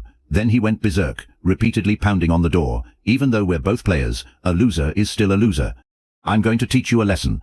Right then, Hwang Yongmin paused in doubt. Clearly, that bastard is hiding in the house. Why isn't he coming out? He stood still, pondering to himself. Then, Hwang Yongmin cunningly leaned close to the door, and pretended to walk away, figuring that jerk probably isn't home. No choice but to head back. But deep inside, he threatened silently, you make a sound, and I'll break down this door. Suddenly, Hwang asked, hey student. Hwang gently inquired, what are you doing in front of someone else's house? Hwang Yongmin arrogantly questioned back, why do you care? Are you the owner? Hearing that, Hwang adjusted his glasses and calmly replied, I am the owner. He questioned further, so what are you doing here meeting a friend? Hwang Yongmin was stunned by his words, a friend. Hwang Yongmin quickly caught on and cheerfully asked, yes, a friend. Could you open the door for me? He pretended to be worried and continued explaining, I've lost contact with my friend. If you could open the door. Hwang felt a bit sympathetic. Oh dear. Hwang shook his head slightly. It seems you've been left behind by your friend. Hwang calmly informed, that room is empty now. The student living there has moved elsewhere. Hwang Yongmin was stunned. What? Since when? Where did he go? Hwang gently explained. He just moved out today. I don't know where. Feeling his revenge plan falling apart, he clenched his fist in anger. That bastard left without saying a word. The scene shifts to a high-rise building in the city. At that moment, Ryu Min looked up in amazement. It's so tall. As he entered, he excitedly exclaimed, there's even a revolving door at the entrance. He marveled silently to himself. They even have access cards. At the same time, the security guard politely handed back the card. Your identity has been verified. Ryu Min was surprised. They even have security here. He looked around and exclaimed in excitement, brother, this place is amazing. Not wanting to stay too long, Ryu Min stepped outside and signaled, let's go. Ryu Min obediently followed. Yes. Upon entering the house, he exclaimed in astonishment, how big is this place? He calmly answered, about 330 eme. Ryu Min repeated in a daze. 330, he expressed his hesitation. Just the two of us. Isn't that a bit too big? Meanwhile, Ryu Min shrugged. We have a lot of money, so it should be at least this big. Ryu Min nervously asked, how much is the contract then? Ryu Min casually replied, the deposit is 500 million won, and monthly is 22 million won. Hearing the enormous numbers, Ryu Min was stunned and muttered, 22 million. The monthly rent is already 22 million won. Just a few days ago, I was worried about wasting 5,000 won at the convenience store. Ryu Min anxiously pleaded, Brother, this place is too expensive. Wouldn't it be better to move to a cheaper house? However, Ryu Min ignored him and just assessed the surroundings. It's clean. Without hesitation, he rejected the idea. No, it should cost at least this much. The more expensive, the better the security. On the first day of each month, all players fall into a deep sleep. And this is the most vulnerable time for players, vulnerable to natural disasters, like fires or earthquakes, and assassins hired by other players. So, players must prepare to enter the alternate world in the safest place possible. Ryu Min silently reminded himself, no matter how skilled in that world, everything ends if you die in the real world. The next moment he turned and asked, "Don't you like this house?" Ryu Min quickly responded, "The house is great, but why are you asking?" Seeing his brother satisfied, Ryu Min nodded in relief. "Glad you like it." Right then, Ryu Min anxiously lowered his head and sighed. He choked up, apologizing to himself. "I'm sorry." Thinking about the burden, Ryu Min felt uneasy and said, "Next month, you'll be pulled into another world to fight again, but I'm just sitting here enjoying everything like nothing's happened. I'm useless. I'm sorry." Right after saying this, he quickly patted his friend's shoulder to reassure him. Ryu Min smiled and encouraged him. "Why are you so gloomy? Don't you think I'll win in the next round?" Ryu Min hesitated and didn't know what to say. Well, not wanting the atmosphere to become grim, he quickly suggested, "Let's not think about that anymore. Let's go eat. I heard the Korean restaurant on the second floor is really good." He awkwardly agreed. "Okay." Suddenly Ryu Min's phone rang out. He looked at the screen and thought to himself, "He knows I've moved already. I'll just ignore him. I don't plan to meet him in real life anymore." Ryu Min worriedly put the phone back in his pocket, but wondered if they'd meet in another world.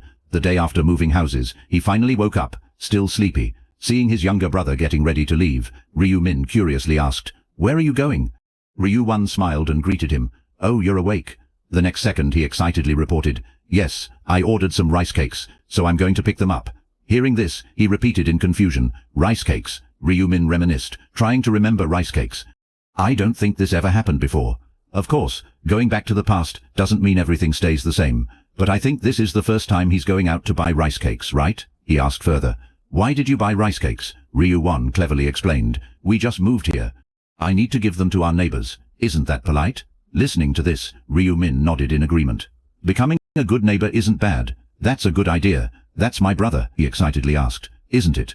Then Ryu Min eagerly said, "I'll go meet the neighbors now, so you just relax." But Ryu Min quickly suggested, "We should greet them together. Let me change clothes." Wait a minute. A few minutes later, he stood in front of the neighbor's door and rang the bell. Immediately, the woman called out, "Who is it?" She looked through the camera and politely replied, "Hello, we've just moved next door. We've come to say hi." Hearing this, she warmly opened the door. "Hello." The woman looked at the two young men before her and kindly inquired, "You two look alike. Are you brothers?" He cheerfully answered, "Yes." Then Ryu Min quickly handed over a gift. "We've brought some rice cakes for you. They're best eaten while still warm." She received the gift and nodded in thanks. "Oh my, thank you both so much. I'll enjoy them." He politely bowed and said, "Goodbye." "Thank you. See you later." Next, Ryu Min moved on to another apartment. "We just moved to room 4302 yesterday." Ryu Min presented a gift to the man. "Here's some rice cakes." He bowed and asked for her help. "Please help us." He smiled and encouraged them. "Enjoy them." The mother and child responded happily. "Say thank you, son." "Thank you, sir." At this point, Ryu Min complained, "Brother, there's just one more house. Let's finish. We can't quit now." Ryu Min resignedly agreed. "Let's greet the last house, and then go home to rest."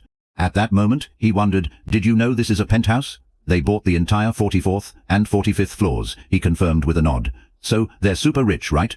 Ryu Min looked around unsure. "I don't really know, but it's probably someone wealthy or a celebrity." Seeing no movement, Ryu Min became puzzled. Maybe they're not home. He anxiously rang the bell. After receiving no response, Ryu Min turned to signal. "Looks like they're not home. Let's just..." Suddenly, he heard footsteps and quickly turned around. Ryu Min saw the person in front of him and was stunned, exclaiming, "That person!" Seeing the glamorous face, he was shocked and yelled, "Actress Seo Arin." At that moment, Ryu Min blushed with admiration, thinking, "She's so beautiful like an angel." Just then, An Sang-jeol stepped forward and raised his hand protectively. He sternly asked, "Who are you guys fans?" Ryu Min calmly explained, "We live on the floor below." Hearing this, An Sang-jeol was surprised and looked at the plate of snacks, thinking, "People from the floor below." He nodded and changed to a friendlier tone. "I wondered who you might be." And then he cheerfully added, "Do you want to try the rice cakes?" An Sang-jeol refused without hesitation. "No need. Besides, she doesn't eat those things." Then he placed the room card on the door. And Sang-cheol respectfully opened the door and gestured, "Go ahead," prompting Arin to nod in response. "Okay." Next, she hesitated and glanced behind. Ryu Min, feeling uncomfortable, criticized, "Who does that guy think he is being so rude?" He turned to remind, "Don't mind that jerk." But Ryu Won dismissed it.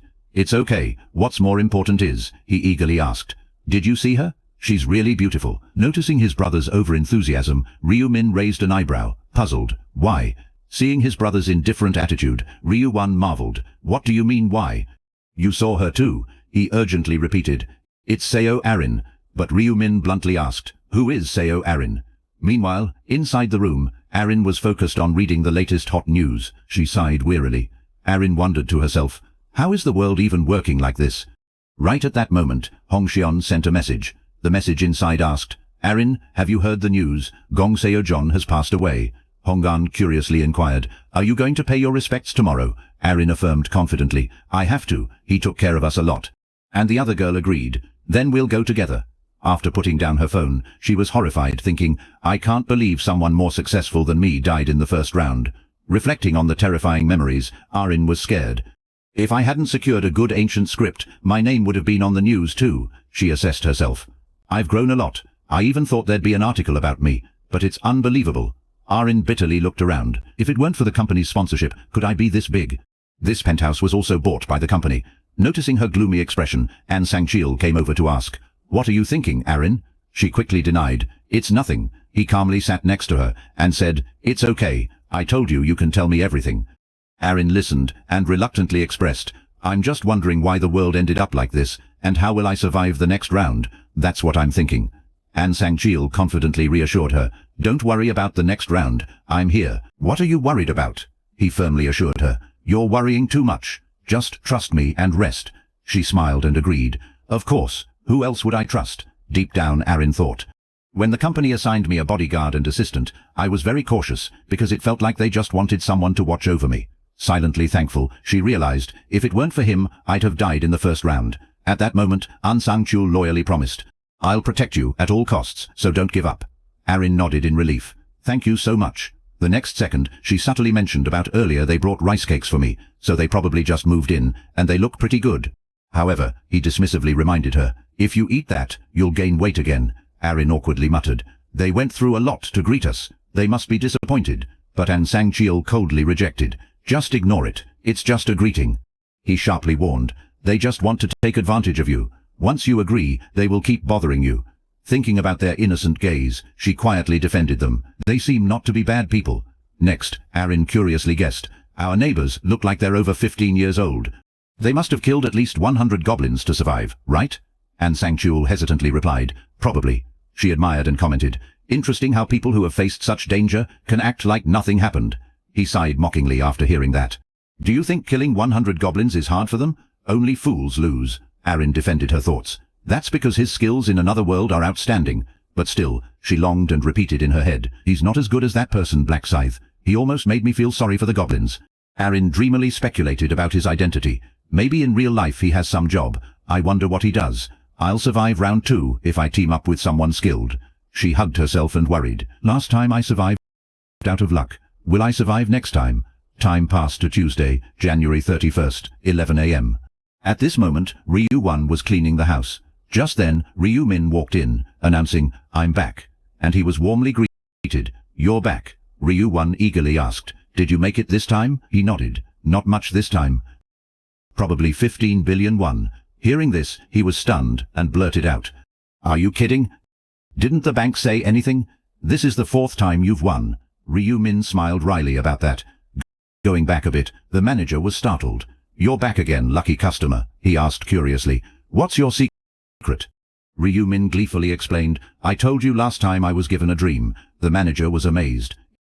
"Impressive. I wish I had a dream like that." After hearing the story, Ryu Won was speechless. He anxiously asked, "So, are you putting all the money into Bitcoin again?" He gently reminded, "It's gone up to 150 billion won." Next, Ryu Won earnestly advised, "Brother, shouldn't we withdraw now? I'm afraid we'll lose it all." However, Ryu Min confidently insisted, "Not yet." He calmly reassured, "Don't worry too much. I'll handle it all. Let's go eat something." Then the two brothers went to a restaurant for a cozy meal. Next, they went shopping together. Time passed to Tuesday, January 31st, 11:55 p.m. At that moment, he anxiously held onto his brother's hand. Brother Ryu Min choked up, reminding you have to survive and come back. Ryu Min confidently assured, don't worry. You saw me beat Bang Tae, right?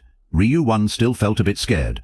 Well, yes, but seeing this, he tousled his brother's hair. Don't worry, just go to sleep. Ryu Min clearly promised. When you open your eyes, I'll wake up with you. I'm going now. As soon as he finished speaking, he teleported into the game. Right after, other players also appeared. They looked around in confusion. Are we back again? Really? We're here again? Where is this place? It's not like round 1. As soon as they saw Ryu Min's figure, the players exclaimed in surprise. It's the number 1 from the last round, Black Scythe. Seeing their cautious stares, he quietly observed, judging by how they don't dare come near. It seems they all recognize me. They fearfully asked each other, is he the one who slaughtered the goblins, number 1? Ryu Min impatiently wondered. It seems like everyone's gathered. When will it appear? He slowly looked up ahead. Right then, Felicity appeared. Greeting, is everyone here? The crowd buzzed in confusion. Another angel? Yes. What happened? She calmly announced. The angel in charge of round 1 had an accident, and won't appear anymore. Hearing this, they looked at each other in shock. An accident. Felicity saw the commotion, and gently reminded, don't panic, humans. She arrogantly declared, I will guide you all thoroughly from now on. Felicity spread her wings to signal. Since you're all here, I'll announce the mission for the second round. As soon as she finished speaking, the system interface appeared before the players. Round 2, main mission. Choose a regional representative within 3 hours. Total participants, 900,514,645. Completed, 0 out of 900,514,645. Current region, SK 455 participants, 543. Completed, 0 out of 5,143. Reading these words in the air, the crowd speculated, choose a regional representative. What's this all about? I thought they'd ask us to kill more monsters. Wait, look at the completion number. Does this mean everyone can survive this time? Seeing the confused expressions of thousands, she chuckled. You all look so puzzled. Let me explain. Felicity pointed as she explained. You see, this stage has nothing to do with fighting. All you need to do is pick someone to be the representative. She gave a detailed reminder. The regional representative can use their authority to command others. Felicity emphasized the privilege. If they tell someone to crawl, that person crawls. If they command someone to die, that person loses their life. Isn't this power amazing? Then she laid out the rules. In 3 hours, everyone will receive their ballot. Just write down the name of the person you want as the regional representative. Right then, Gole raised his hand and spoke. That's it. There are no other rules. Felicity calmly confirmed the condition. That's right. Just voting completes the mission, and you'll be able to go home. Consider this your break. Upon hearing this, the players cheered joyfully. Just a vote, and it's done. We're going to live. No more fighting. This is way easier than the last round. She activated the countdown clock, and commanded for the next 3 hours discuss who will become the regional representative. Time left, 2 hours 59 minutes, and 59 seconds. Meanwhile, Mina skeptically asked, is it really that easy to survive, like a piece of cake? And if you become the regional representative, you get to hold the power too. Hwang Yongmin gritted his teeth in frustration. Damn it, all that preparation for battle wasted. Haijun quickly advised him. Hwang Yongmin, let it go. Surviving by voting isn't so bad, he muttered angrily. I invested all my stats and strength, with no chance to show it. That's what frustrates me. Hearing this, Ryu Min thought to himself, he focused so much on strength. This time the strength rune appeared too. He compared the current situation with his past life, realizing everything was happening just like in his memories. Even with Hwang Yongmin's rune of strength, Ryu Min discreetly slipped away from the gathering. They'll debate for 3 hours to pick someone, but that doesn't matter. When there's a main mission, there's a side mission. He pulled out his dagger and set his ultimate goal. Side missions and hidden missions in round 2, leveling up, acquiring a class. Ryu Min tightened his grip on the dagger with determination. He looked at the goblin before him and decided, I need to reach level 10 as fast as possible. Without a word, Ryu Min boldly commanded, come here. Immediately, he jumped swiftly toward it. As soon as he defeated the goblin, the system reported his achievement. You have defeated a hobgoblin. Current kills, 1 out of 100. Triple experience buff used. All stats increased by 1% due to the butcher rune effect. Ryu Min paused and thought it over. Venturing deep into the forest to hunt was the right call. Plus, he confidently concluded, where there's one goblin, there's bound to be a group. Just then, a group of hobgoblins appeared before him. Ryu Min caught on to Ryu Min's plan and smiled, satisfied. He stood still, waiting for them to step out of the bushes. At that moment, Ryu Min swiftly took one down. As soon as he pulled out his dagger, the system announced, "You have defeated a hobgoblin." It highlighted the significant change. Current kills 50 out of 100. All stats increased by 50% due to the Butcher rune effect. You have leveled up. The system keenly warned. Discussion time remaining 2 hours, 29 minutes, 24 seconds. Looking at the time, he calmly wiped the blood. Only 30 minutes have passed. Status window. Immediately, the information screen appeared. Status window. Name, Ryu Min. Nickname, Black Scythe. Rank, Novice. Level 9. Class, None. Titles, Final Time Traveler, Hidden. First to kill an angel, Hidden. He was impressed. I've reached level 9 already. Ryu Min thought it through carefully. Early on, I'll focus on agility. If I want a rune of strength like Wang Yongmin, boosting power is effective, but putting everything into strength makes survival tough. He pressed the button and reminded himself, no matter how strong, if you can't dodge a fatal blow, you're done for. As soon as he finished, the attributes were updated. You have 4 stats: Strength, Intelligence, Agility, Lucky. Strength increases physical damage, stamina, and defense. Intelligence boosts magic damage, will, and perception. Agility enhances attack speed, movement speed, and evasion. Luck increases critical hit rate, item drops, and gold rewards. Seeing the balanced development path, Ryu Min was satisfied. No stat can be wasted, he thought quietly, especially against Reapers, since they use both physical and magical damage. Balancing all stats is ideal. At that moment, Ryu Min suddenly felt eyes watching him from behind. He quickly turned around, looking to see if someone was following him. He hadn't noticed while hunting, but it seemed like he was being tailed. He hadn't sent anyone after him. The next second, Ryu Min drew his dagger and shouted, "I don't know who you are, but show yourself. If you don't reveal your intentions," he emphasized firmly, "you'll lose your life." Seeing that she was discovered, Arin slowly stepped out. She timidly raised her hand and introduced herself. "It's me." Seeing the familiar face, Ryu Min was surprised. It was actress Seo Arin. Was Seo Arin following him? She awkwardly apologized. "Sorry for following you." At that moment, An Sang-chel also stepped forward to admit, "Forgive us." He raised his hands in a gesture of peace. "We didn't mean any harm. Please don't be angry." Looking at the name above his head, Ryu Min was startled, and An Sang-chil. The next second, Ryu Min was horrified as he put the pieces together. If it was that in An Sang-chil, then wasn't he Ma Kyung-rok's right-hand man? He realized with shock that Ma Kyung-rok was the eldest son of the biggest company in the country, the player known as Heavenly Demon, and he was one of Ryu Min's targets. Recruiting Ma Kyung-rok would be a huge help for him. But my true purpose is to recruit the priest associated with him in round 20. Seeing the person in front of him, Ryu Min was amazed. He hadn't expected to meet Ma Kyung-rok's right-hand man so soon. But why was An Sang-chel with Sir Arin? Wait, could he be? He was startled as he remembered the bodyguard for Sir Arin. Recalling the information, Ryu Min nodded to himself. Thinking back, he remembered there was a rumor that Ma Kyung-rok was sponsoring a star for work purposes. More importantly, without hesitation, he frowned and asked, "When did you start following me?" "The future changes in unwanted ways," Arin hesitantly explained. "Since the beginning, when you set off, I saw you head into the forest and followed you. Sorry if I annoyed you." Ryu Min suspiciously asked, "Why are you following me?" She quickly suggested, "It's not with bad intentions. We just want to propose something." Hearing this, he couldn't help but wonder. "Propose?" Arin cautiously invited. "Yes, you ranked first in round 1, right?" So she hurriedly made a request. "Would you consider working together with us?" Ryu Min listened, and then smirked. "Cooperate? Isn't that word used only when both sides need each other?" Seeing his firm attitude, Arin replied nervously. "Yes, that's right," he bluntly mocked. "But why do I need you? I can fight alone. Don't waste my time. Go back." Ryu Min decisively turned away and walked off.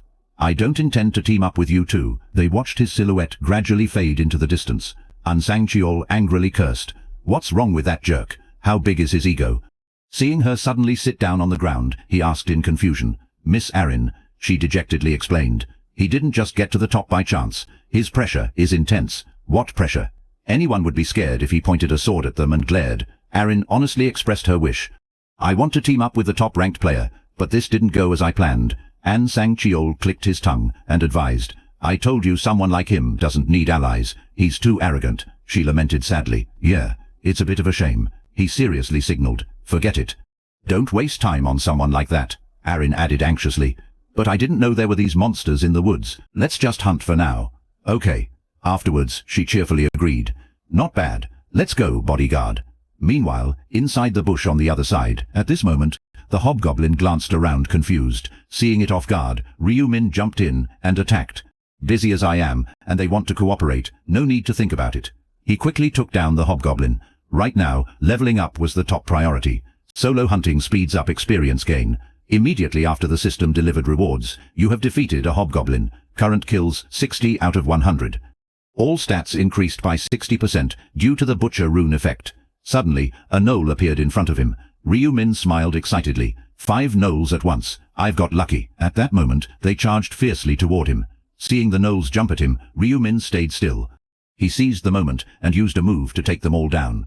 After finishing, the system notified. You have defeated a gnoll. Current kills 6,500. All stats increased by 65% due to the butcher's rune effect. You have leveled up. You have reached level 10. It brightly congratulated. You have met the requirements for leveling up. As soon as Ryu Min saw the reward, he felt a burst of happiness. Now he could use the store feature. There was a hidden mission, and finally, he could level up. He carefully read the information inside. Round 2, side mission.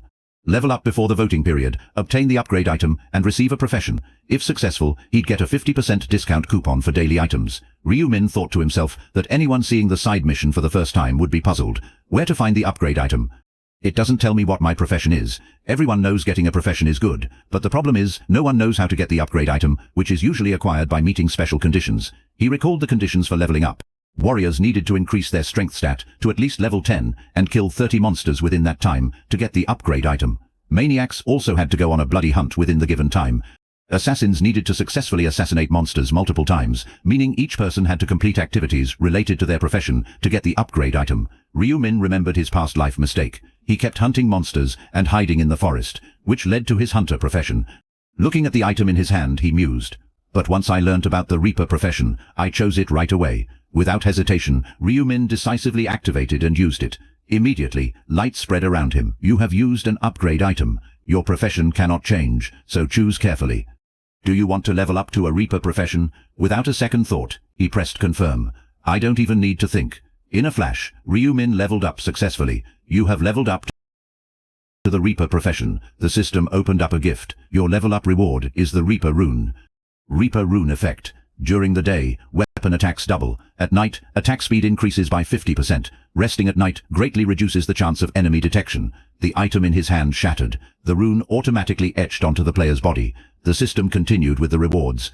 Your level up reward is the Reaper Scythe. Ryu Min eagerly stared at the screen. I got both the rune and the weapon. In the next moment, the system awarded more loot. You have received a 50% discount coupon for daily items for completing the side mission.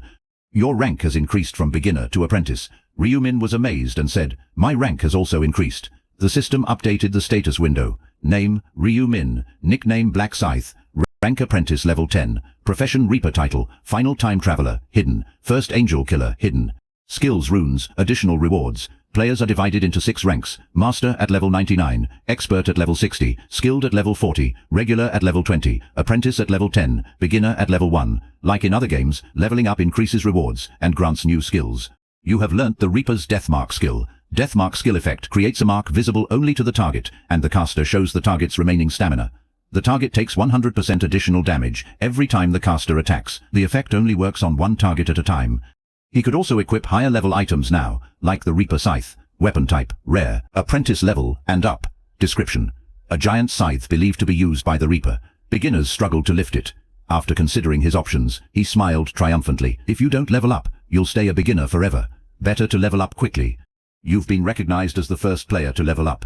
Your reward is a bag of random gold. And being the first to level up, you learnt the neutral tracking skill. He was secretly pleased, happy to learn it. They received a neutral skill.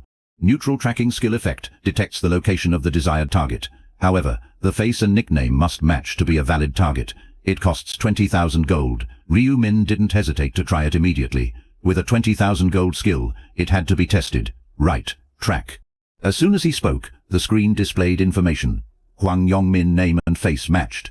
Tracking target location. He quietly followed the instructions. He identified the player's location. Hwang Yongmin now 190 min away. Follow the arrow in front of you to track the target. Looking at the direction of the arrow, Ryu Min speculated, 190 min. So, he's entered the forest too. He rubbed his chin in surprise, thinking, walking from 2 kilometers away to now only 190 min. Should I follow him secretly? Meanwhile, An Sang Cheol and Arin were running at full speed. She couldn't keep up and collapsed to the ground. Arin, trembling and holding her legs, said, "I can't run anymore. My legs won't." He nervously urged her. "We need to keep moving, Miss Arin, if they catch us." And Sang-cheol helped Arin up and gently advised, "Even if your leg hurts, you have to endure it." She trembled, blaming herself. "I'm sorry, the arrow wound hurts too much." Right then, he gritted his teeth to reassure her. "Just a theory, but even if you're injured in this world, your body outside should be fine. If you can survive and get out of here somehow, you can go home." Despite the pain, Arin agreed with the idea.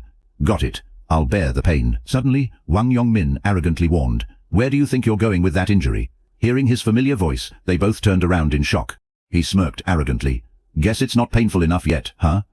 Sang-cheol bitterly gritted his teeth and cursed. "Damn it." He resentfully glared at Arin. "This damn girl is too slow. Now we're all caught." With no other option, Sang-cheol decided to fight desperately. "Is fighting our only choice now?" Hwang Yong-min saw this and taunted. "You want to pick a fight with us?" He arrogantly pointed his finger. "Open your eyes and look. Do you see how many of us there are here?" He angrily shouted. "Why are you doing this? What did we ever do to you?"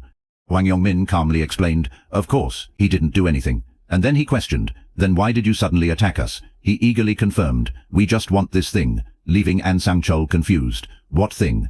The next moment, Hwang Yong-min pointed and signaled, "The girl with the guy." He blatantly threatened, "We're all men here. There's no reason for me to care about you. We want Sao Arin." The group suspiciously asked each other, "Is that really Sao Arin?" "Just by looking. Can't you tell?" "One look, and you know that's definitely Sao Arin. Maybe someone wanted to look like her and copied her appearance." They smirked. "So what? Looking alike is enough, right? Am I right?" Without further words, Hwang Yong-min made a bold request. "If you let Sao Arin stay, I'll let you go." "What do you say?" He was upset after hearing that if the target is Co Arin, you should have said so from the start. "If that was the case, I would have left her behind without hesitation." Sang-cheol glanced, troubled at her. "I have no intention of dying for that girl."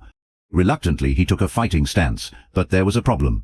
If he couldn't protect Co Arin, director Ma Kyung-rok would be very disappointed in him. Seeing this, Hwang Yong-min shouted impatiently, "What's with that stance? Want to fight, huh?" Sang-cheol gritted his teeth and warned, "Do you know what you're doing is a crime?" He arrogantly repeated, "A crime?"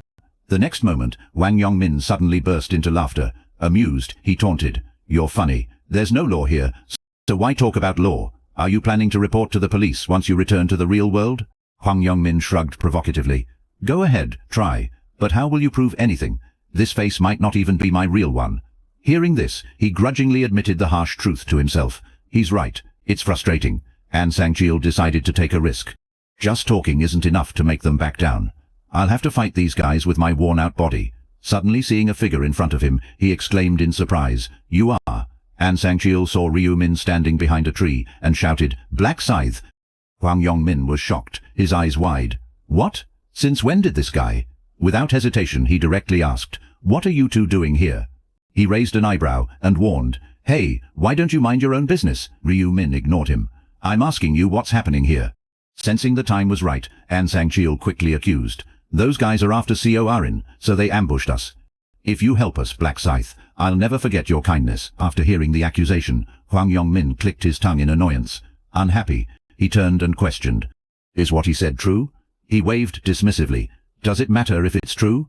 Hwang Yong-min stood firm. "This isn't your business." Ryu Min, with a proud and threatening aura, replied, "What do you mean? I know these people." Feeling the overwhelming pressure, he stammered in fear, "What do you want to do?" Without delay, he summoned his scythe and declared confidently, "I won't let them get hurt." Seeing Ryu Min step in, Hwang Yong-min couldn't help but feel annoyed. Sang-cheol and Arin were happy and thanked him. "Thank you." Meanwhile, Ryu Min was quietly calculating the benefits, thinking, "If I do this, it'll be beneficial for me too." Ryu Min was sure that if he helped, Ma Kyung-rok would have a good impression of him. He was excited, thinking, "If a corporation like that owes me a favor, the rewards will increase a lot, and I'll be rewarded generously." Ryu Min looked at their arrogant attitude and felt disdain, thinking, "Besides, I don't like that jerk anyway." Hwang Yong-min and his friends were worried and threatened as he approached, saying, "What are you doing? I'll kill you if you come any closer." However, Ryu Min didn't care, and just stared at them. Ryu Min smirked and taunted, "What's wrong? Don't want to fight me anymore?" He was horrified and cursed silently. "Damn it! What are you saying?" Hwang Yong-min remembered each terrifying action. "You tore apart those goblins in an instant.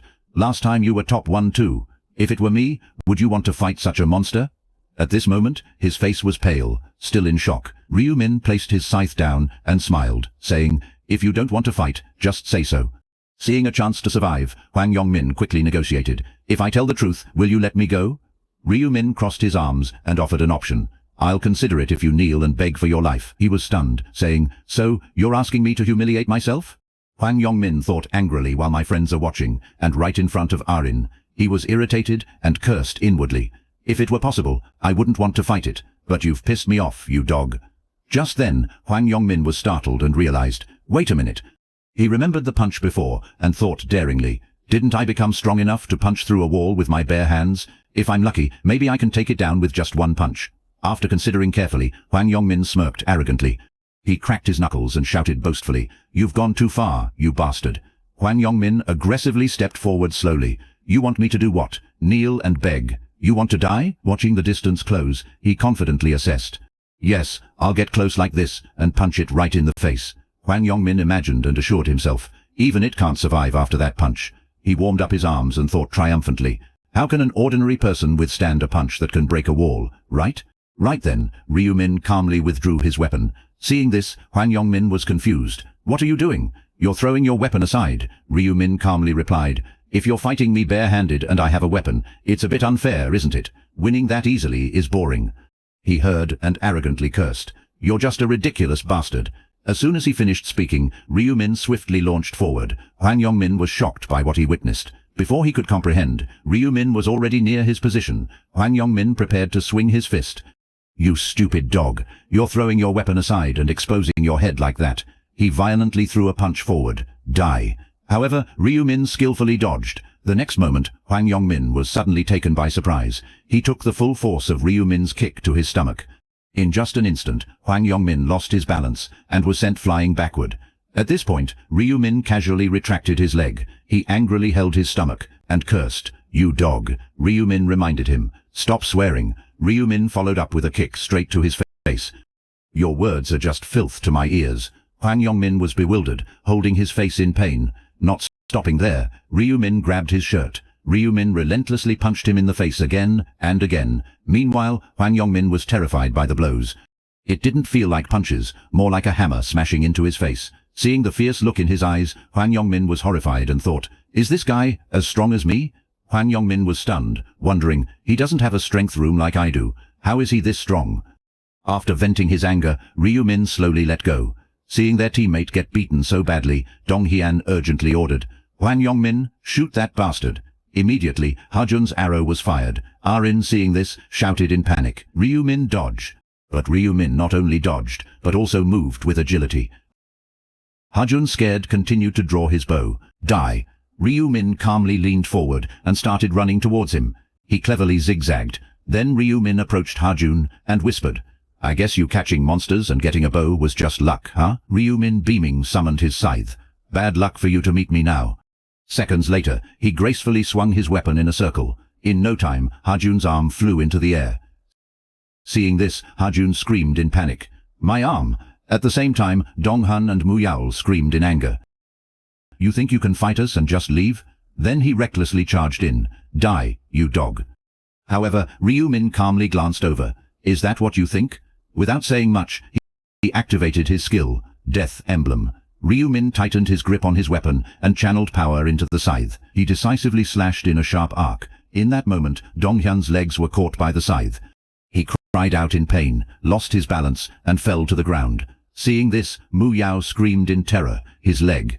But Ryu Min didn't stop there. He quickly dashed towards him. He arrogantly mocked, "You dare attack me with a weapon? You must have some skill."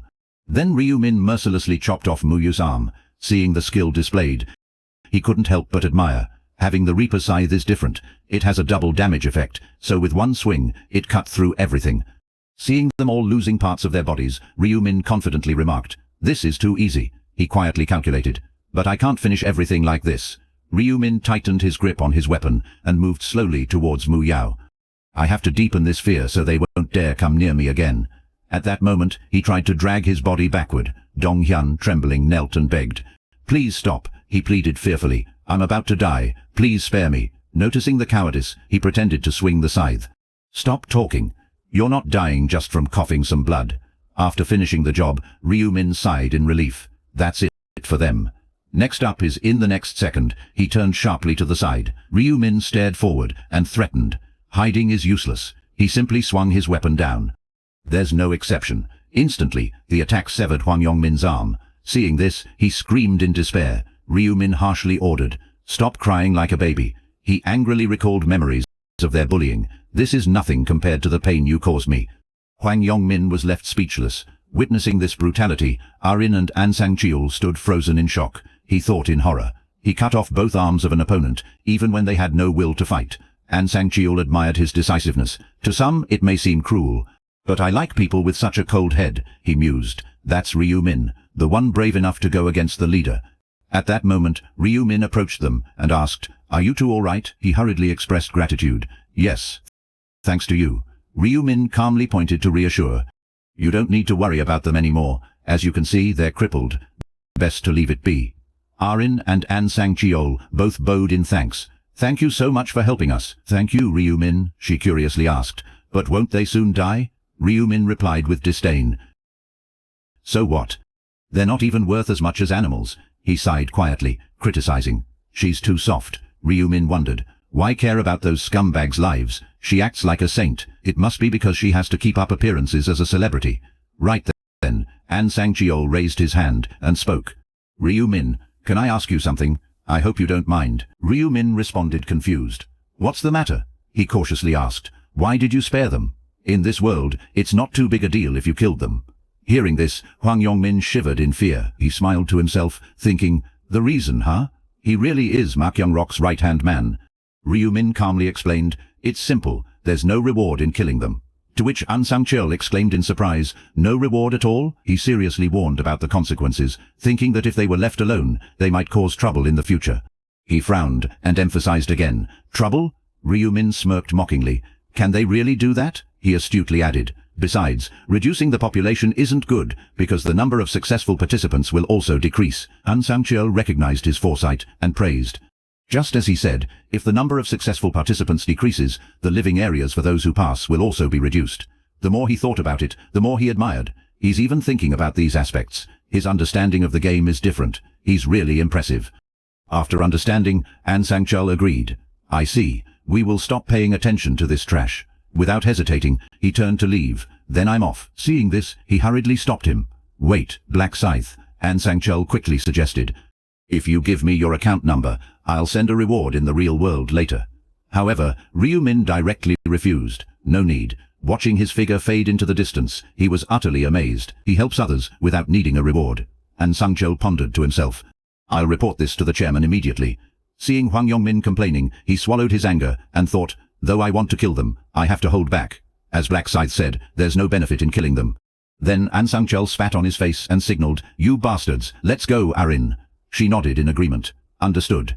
The scene shifts to the gathering area where players are arguing fiercely. "Please give me all the votes. Please vote for me.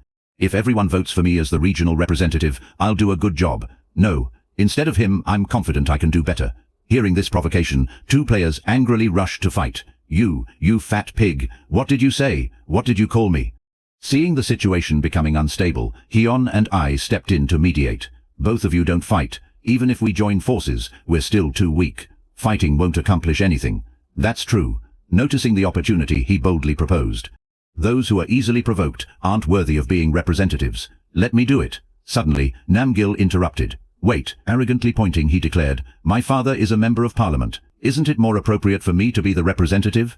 Jo Jung-sik and a friend sarcastically exclaimed, "Your father is a member of parliament. How can we believe that?" Just then, Gutel loudly interrupted. "Everyone." Immediately the tense atmosphere came to a halt. He nervously urged, "There's only 2 hours left to vote. We shouldn't waste time like this. We need to vote quickly." Hearing this, they anxiously asked for advice. "Then how do we decide on someone to vote for? Do you have any suggestions?" Gar smiled and offered his solution. "Yes, and it's a great one." The players looked around in amazement. "Really? Who is it?" He cunningly reminded everyone, "Please be quiet." Inside, Gao laughed to himself with pride. "These people, they hang on to every word I say." In the next moment, he excitedly affirmed, "As expected, they've fallen for my persuasive speech once again." Gale hid in the crowd, smirking. "As expected, they're caught again." My persuasive ancient spell works. When I got it from the random fragment, I was pretty disappointed. The moment he saw it, his face twisted. What is this? It was a persuasive ancient spell that boosts the persuasiveness of whoever you're talking to. The effect doesn't apply to targets higher than the spellcaster. Gao was stunned reading the information. How could a persuasive spell work on creatures that don't talk? While covered in mud from fighting, he found a way out, but had already figured out how to use it properly. Gao turned to look at the people attacking the monsters. Good. One down. Pin them down to stop them from moving. He quickly shouted for everyone to hear. Hey everyone, that woman over there is in danger. Leave those goblins and help her. The fighters were startled. Huh? Okay, coming. Let's help her first. While everyone rushed away, Gar quietly approached the monsters with a knife. I keep doing this to snatch up the nearly dead goblins and easily killed 100. He thought about this, feeling proud. If I'm lucky, I'll easily become the district representative. Gaul stood amidst the people, voicing his opinion. Everyone, we should pick candidates first. Let's narrow it down to about 5 choices to make voting easier. Hey, commented. Not a bad idea. Jo Jung-sik agreed. Makes sense. Or else we'll get nowhere if we keep asking everyone to vote for themselves. Gar continued guiding. Then let's reduce the choices first. If you want to nominate someone, raise your hand and point them out. Nam Gil quickly raised his hand to claim the right. But Gaul reminded him, of course, you can't nominate yourself, or it'll just be the same again. The guy frowned and lowered his hand, clearly unhappy. The people around immediately buzzed. He's right, there's no other way. Gaul felt very pleased by this. It's really easy to persuade these lowly ones. The crowd fell into thought, but who to nominate now? I don't know anyone. I don't want anyone but me to be the representative. Gar smiled calmly, but was deep in thought. Just as expected. It's quiet. Only those who stand out are likely to be nominated now. After a while, Ju raised his hand and decided, I want to nominate Mint Chocolate Boy. Gar was excited. Right on target. He raised his hand to explain. After all, the representative should be someone rational and capable of leadership. Gar turned, pretending to ask, me? Ju nodded in agreement. Yes, you're managing things well, right? You agree too, right? Gaul felt smug inside. Another fool. He raised his voice to the crowd. Thanks for holding me in such high esteem. Is there anyone didn't finish as someone interrupted? I want to nominate Black Scythe. Gar nodded, thinking, makes sense. How could someone who ranked first in the last round not be nominated? Others immediately raised their hands to vote. Then I want to nominate the person who ranked second in the last round. Life's a documentary. I want to nominate the third black dragon on the right arm. Gar was satisfied leading them. So we have 4 candidates. One more. Is there anyone else? When no one answered, he clapped and concluded. Then we'll go with 4 people. Before voting, each one can make a speech. He naturally pointed to himself first. I'll go first, but thought inside, persuading these wretched ones is child's play. He confidently began his speech.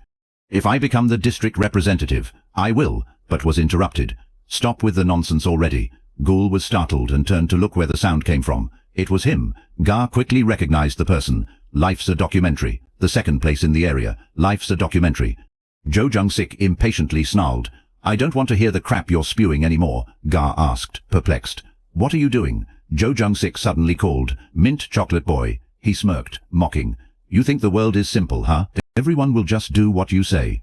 Gar was frightened by his words. What? Did he discover my skill? No way. He's probably just guessing. Jo Jung-sik scowled, threatening. Who do you think you are to decide who becomes the district representative? You worthless instigator. Gar tried to stay calm, responding. You've crossed a line. There's a saying that words reflect one's face and character. Is there a need for such insulting language? He reassured himself inside. It should be fine, but Jo Jung-sik bluntly cut his thoughts off. This guy. He strained and shouted, Do you dare lecture me? Tired of breathing, huh? Gar gritted his teeth, worried. The skill didn't work on him. Don't tell me no way. Jo Jung-sik pointed to the people arrogantly. You idiots. Forget about the candidates, and just vote for me, or I'll kill you all, okay? Gar spoke up helplessly. He was truly beyond saving. He tried to salvage the situation. Did he think people would listen to him speaking like that? Stop humiliating yourself, and stepped back. Jo Jung-sik's face immediately turned dark hearing these words. The next moment, he swung a knife straight through him, causing blood to spray everywhere. Gaul froze for a moment. The pain slowly seeped into his body. He quickly felt tortured, both inside and out. His eyes rolled back. Jo Jung-sik sneered. I told you, mess with me and you die. Gaul was in so much pain, he couldn't breathe or say a word. He quickly lay sprawled on the ground. Jo Jung-sik took control. If you don't vote for me, you might as well dig your own grave. People around were immediately frightened. He's dead. That guy killed the mint chocolate boy. Crazy. A murderer. Fresh blood stained the sharp knife, dripping onto the ground. Jo Jung-sik arrogantly waved his knife. So what? Anyone else got something to say? Ji Who pointed and cursed. You lunatic, you must be insane. Jo Jung-sik heard these words and immediately grinned wickedly. If you won't come here, I'll come to get you. After that, a bloody massacre began. Wherever Jo Jung-sik went, people fell. He was satisfied. It's great. No police, no snitches, no cameras. The thrill surged through him, driving him to take more lives. I can kill recklessly. In the end, he threatened the survivors. If you don't vote for me, you'll be next. Got it? After witnessing the massacre, the crowd quickly complied. No one dared to oppose. Jo Jung-sik smirked excitedly because they're afraid of being killed. They'll vote for me, and just like that, I'll become the district representative. Another idea came to him. Black Scythe, I'll kill that walking nightmare first. If I kill him, I'll become number one. Numerous notifications rang out. Humans defeated, 265/100. All stats increased by 100% thanks to the Butcher rune. Triple experience buff applied. You leveled up. Ryu Min was stunned. Did I just reach level 16? He looked at the pile of dead monsters thoughtfully. The higher the level, the slower the leveling up. Even after killing over 200 monsters in 2 hours, I only leveled up 6 times. Ryu Min thought seriously. On the positive side, hunting monsters became easier. Clearly, because I possess both the Reaper rune and the Butcher rune, he frowned in thought. Doubling weapon damage, double stats. Ryu Min held his weapon and said to himself, it's time. He quickly retrieved his weapon. It's time to leave. A surge of power enveloped him. Finally, the time to vote arrived. The people who were knocked out are now rapidly recovering. In just a minute, they're all back to normal, much to everyone's surprise. Everyone is startled. What is this? All the survivors are shocked. The fallen players, what's going on here? Arin covers her mouth and exclaims, don't tell me. Did that person kill them all from behind? Ryu Min thinks it seems like Jo Jung-sik is in charge again. He looks at Jo Jung-sik's detestable face. Frustrated, Jo Jung-sik leads his own gang and is the second strongest warrior in his district. How awful. His personality is pure trash. Ryu Min tells himself it's best to defuse the bomb before it explodes. Thinking of this, his face falls, but now is not the time. Jo Jung-sik quickly spots him in the crowd and approaches. Hey Black Scythe, where have you been? I've been waiting for you. Ryu Min cautiously asks, what do you want? He hesitates. What do you want? Nothing. I just want to ask you something. Jo Jung-sik smirks and proposes. Let's get straight to the point. Join me. Ryu Min calmly asks. Join you. Jo Jung-sik spins a knife in his hand, threatening him. I'll spare you if you do. Hearing this, Ryu Min suddenly laughs, making him frown in irritation. Ryu Min remains calm and plainly says, so, do you want to fight now? He smiles arrogantly, begging, and I'll spare you. Jo Jung-sik feels humiliated and is furious. Gez, look at this crazy guy. It seems you still don't understand the situation, he advises, despite everything. If I become the representative, Ryu Min interrupts. Did you have trouble understanding me? He extends his hand to summon a weapon, his voice turning cold. Or maybe you'd prefer to die here. A scythe immediately appears in his hand, emitting an overwhelming killing intent. Jo Jung-sik is stunned, thinking, what's that? Where did he get that weapon? Damn it, I've messed with the wrong person. Ryu Min sees his reaction and deliberately asks, what's wrong? Cat got your tongue? Jo Jung-sik is angry, but grits his teeth silently, not as arrogant as before. He stubbornly replies, hey, I'm Jo Jung-sik, the leader of my gang. Do you think I'd kneel before someone like you? Jo Jung-sik grips his knife tightly and yells, grab that weapon and come on. Ryu Min chuckles silently, thinking he's as irritable as always. Enough joking, he carefully calculates. If I show my power and get voted, things will get complicated. Ryu Min mentally charts a path. I have to make Jo Jung-sik the representative to use him in the 3rd round. Plus, he frowns seriously. The angel is about to appear too. Just then, Felicity appears with a bright halo. Have you all gathered, humans? Ryu Min says, you're lucky. He retracts his weapon and advises, next time, remember to check who you're challenging if you don't want to meet your maker. With that, he turns and leaves Jo Jung-sik still bewildered. Jo Jung-sik relief shows. Damn it, almost had a heart attack. This time I'll let it go. Just wait. If I become the representative, I'll make him pay for the insult 100-fold. Felicity smiles gently and asks, have you selected your representative yet? She laughs mockingly. I see. It seems in the last 3 hours you haven't just talked nonsense. Of course. If you useless lot die, I won't care. Felicity gestures. Shall we start the voting now? A board immediately appears before them. The vote for the representative officially begins. You get one vote, and the player with the most votes will become the representative. Look at who you want to vote for, and think vote. Ryu Min reads the rules seriously. Players who don't finish voting in 5 minutes will be eliminated and disappear. The 5-minute countdown starts now. At this moment, the crowd simultaneously looks toward the center. Look at who they want to vote for. So, Jo Jung-sik crossed his arms feeling proud. Just as he thought, everyone was looking at him. Suddenly, he glanced over to one side, astonished. Jo Jung-sik pointed straight at a girl, making her jump in surprise. "Hey, you chubby dumpling," he yelled at her. "Do you want to die? Why aren't you looking at me?" "No, I already voted for you." Jo Jung-sik quickly threatened. "If you don't look at me, consider yourself doomed." Who just turned their head? 5 minutes later, Felicity turned and announced, "Time's up." "Luckily, you foolish humans managed to finish voting." She clapped her hands, leading them. "Let's tally up the votes, shall we?" The results appeared before them. Area Representative Election Results. 1. Life is a Documentary. 2000 win 12 votes. 2. Black Scythe, minus 2077 votes. 3. Black Dragon in My Right Hand, 2049 votes. 4. Chubby Dumpling, 6 votes. 5. Cute Little Bird, 5 votes. Jo Jung-sik gritted his teeth in anger. "I came in first, but only got 2412 votes, and Black Scythe is second." He scanned the room with fierce eyes. "Those bastards, I told them only to vote for me, and they voted for Black Scythe too." Felicity quickly decided, the results are in. Life is a Documentary is the area representative. She smiled and said, "I will give you command so you can issue orders to everyone. You have become the area representative. You will be granted command." Jo Jung-sik smirked victoriously. "You'll regret not killing me, Black Scythe." "If I command everyone to kill him right then," he noticed something suddenly. Jo Jung-sik stared at the information screen, hesitating. "What is this?" "Temporary skill command effect. You can order players and control them. Players cannot resist your orders under any situation. Usage limit 10 times. You can only command one player at a time. This skill doesn't apply to A-rank players, only 10 times. He was shocked, and it's not effective on A-rank people, so all A-rank can ignore my orders. Felicity cunningly covered her mouth and said, "Now, dear humans, you thought the voting was over, didn't you?" She flew up and teased, "That's not it. This round has an extra hidden task." Everyone buzzed. "What do you mean a hidden task?" Everything was quickly revealed. Round 2 bonus mission. Level up before the vote. Level up to a rank and find an upgrade item. You will receive a 50% discount on today's items if successful. After reading, everyone was anxious. "What is this? An upgrade item. Level up to a rank." Felicity laughed and asked, "The mission window was set to appear at level 10, but you didn't notice, did you?"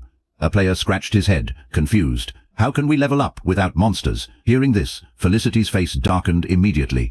"What do you mean? The forest is full of monsters."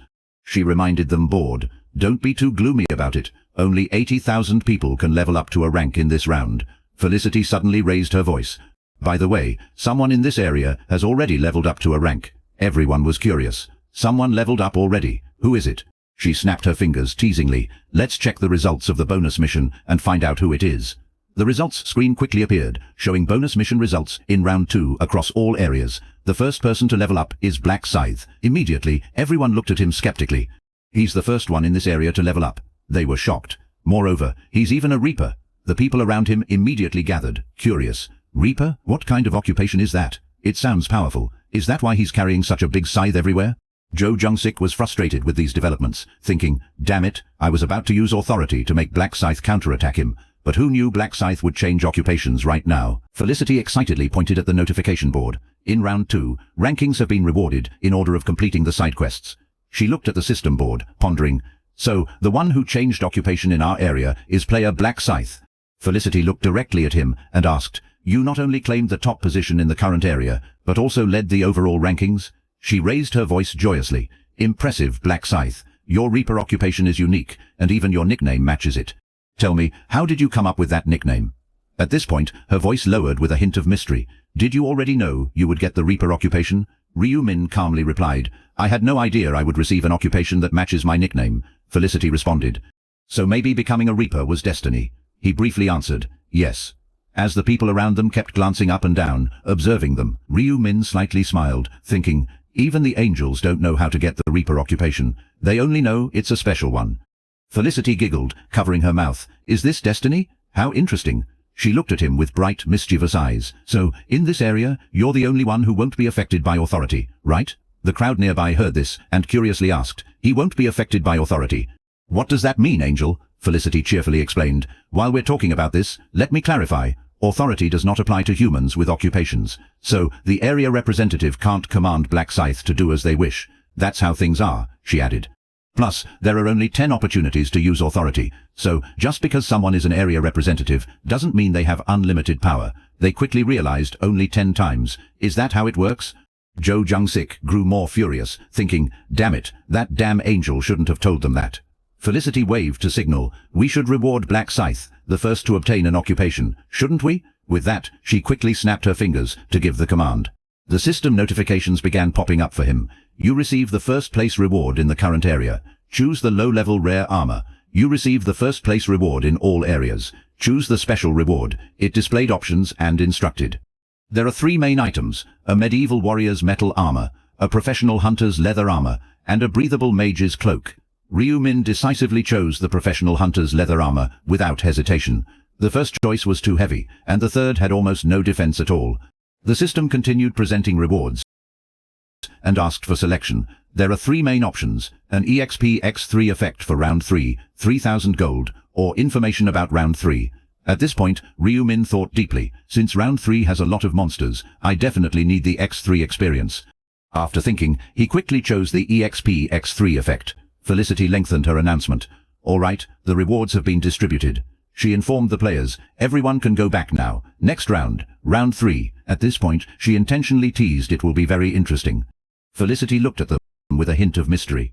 I assure you, summarizing the results of round 2, souls will soon be transferred back to their bodies in the existing dimension on March 1st, 2023. Well, see you in the next round. Congratulations on surviving. Wang Yongmin suddenly awoke after a terrifying experience. He looked at his intact hands, still feeling the aftershock. Wang Yongmin touched all over his body, relieved, thinking, my hands are still intact, just as I thought. As long as I don't die, I'll return to my intact body. Thinking about it made his face pale again. I'll never mess with Black Scythe again. Never. Damn it. I don't want anything to do with such an unfeeling person anymore. Meanwhile, An Sang-chel stood upright, speaking to Arin. You went through a lot, Arin, she replied bashfully. I didn't do anything. You're the one who took it all. Arin smiled sincerely, saying, thank you for protecting me. An Sang-chel awkwardly replied, I'm your manager and bodyguard, so it's only natural. Arin suddenly remembered and asked, and I also want to thank Black Scythe again. Is there any way? An Sang-chel gestured helplessly, explaining, we don't know his real face, so we can't find him. It seems Black Scythe doesn't want his identity revealed, Arin wondered. He doesn't want it known. An Sang-chel quickly realized her meaning. Did I ask him for his account number to compensate him? However, seeing how he immediately refused, he hesitated and told the truth. Black Scythe knows that using an account number could reveal his real identity. An Sang-chel saw her looking down and smiled, suggesting if she wanted to thank him, why not wait until the next round and give him a gift? Arin thought about it and said, that's a good idea. I should think of a proper way to repay him. He ended the conversation by saying, then you should rest today. See you tomorrow. She politely responded, yes, goodbye. While An Sang-chel was in the elevator, he suddenly received a call. He quickly answered, Chairman Ma. The voice on the other end replied instantly. Director of the Security Department. An Sang-chel asked quietly, aren't you asleep yet? Ma Kyung-rok explained.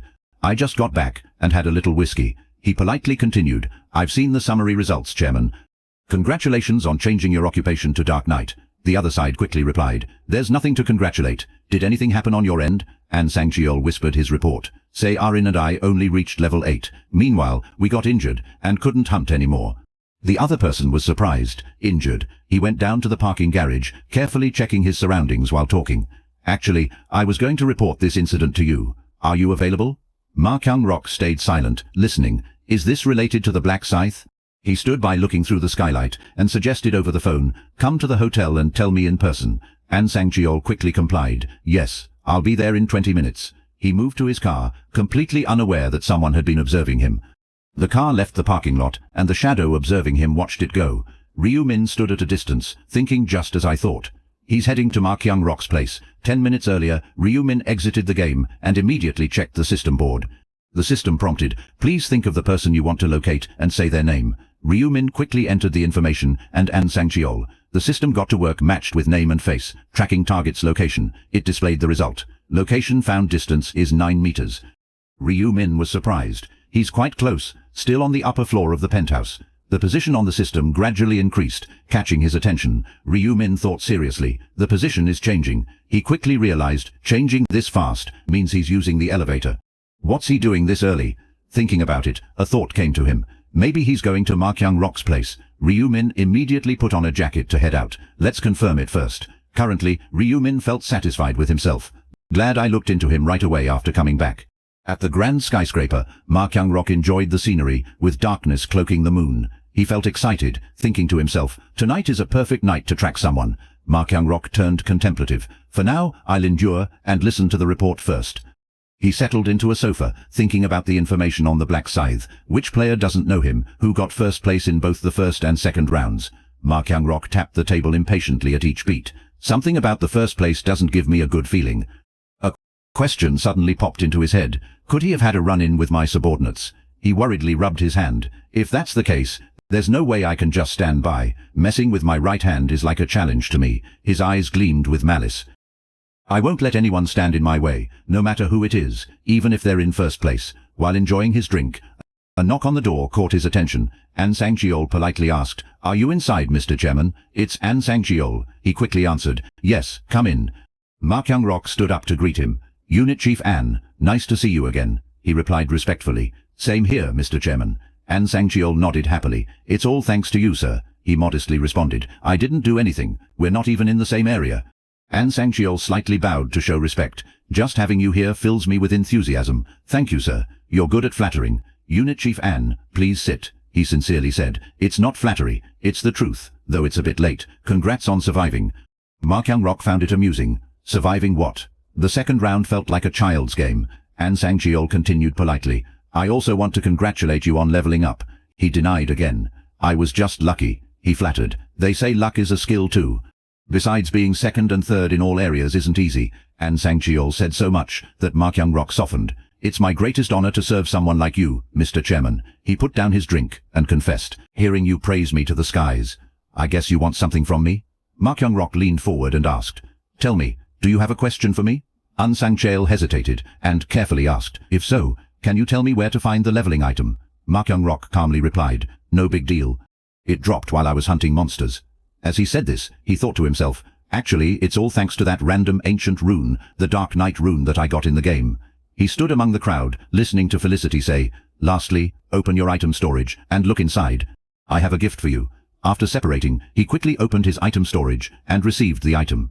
The Dark Knight rune boosts all stats and covers your weapon in a dark aura, which can damage enemies. You automatically become a Dark Knight special class when you reach level 10.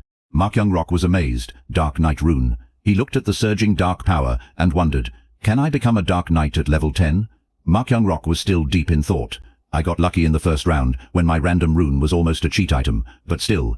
He smiled and thought, even with subordinates I trust like family, I can't reveal all the information. Anyone can change in an instant. That's human nature. Finally, he spoke to continue the conversation. "Unit Chief An, let's get back to the main topic. Who hurt you?" he asked silently. "Was it Ho?" An Sang-cheol hurriedly waved his hands, denying, "No, it wasn't. Actually, he saved me." Ma Kyung-rok was surprised. "Saved you? Tell me the details." After hearing the story, Ma Kyung-rok still found it hard to believe. "So you almost died because some thugs targeted actress Se-in?" An Sang-cheol nodded. "Yes, if Black Scythe hadn't appeared, we both could have died." He seriously admitted Miss Arin might have survived, but she would have suffered psychological trauma and couldn't continue working in the entertainment industry. Ma Kyung-rok pondered this information. "I almost lost a valuable subordinate and my business." He placed his drink down and asked, "What happened to those guys? Are they dead?" Even though Black Scythe gave them more pain than death, he didn't kill them. Ma Kyung-rok wondered, why is that? An Sang-cheol slowly explained why. He said killing them wouldn't help. If the total number of people decreases, the number of survivors in the round also decreases. Ma Kyung-rok acknowledged. He's not wrong, but who knows what they'll do in the future. He frowned and thought, thanks to Black Scythe, my subordinate and belongings are intact. I seem to owe him this time. Ma Kyung-rok suggested I should compensate him. An Sang-cheol agreed. I mentioned this, but he said it wasn't necessary and left right away. He was puzzled. He refused compensation. Does he fear his identity being exposed? He's cautious too. Ma Kyung-rok stood up and reminded, if you meet him in the next round, thank him for me. I'm truly grateful he saved the two of you.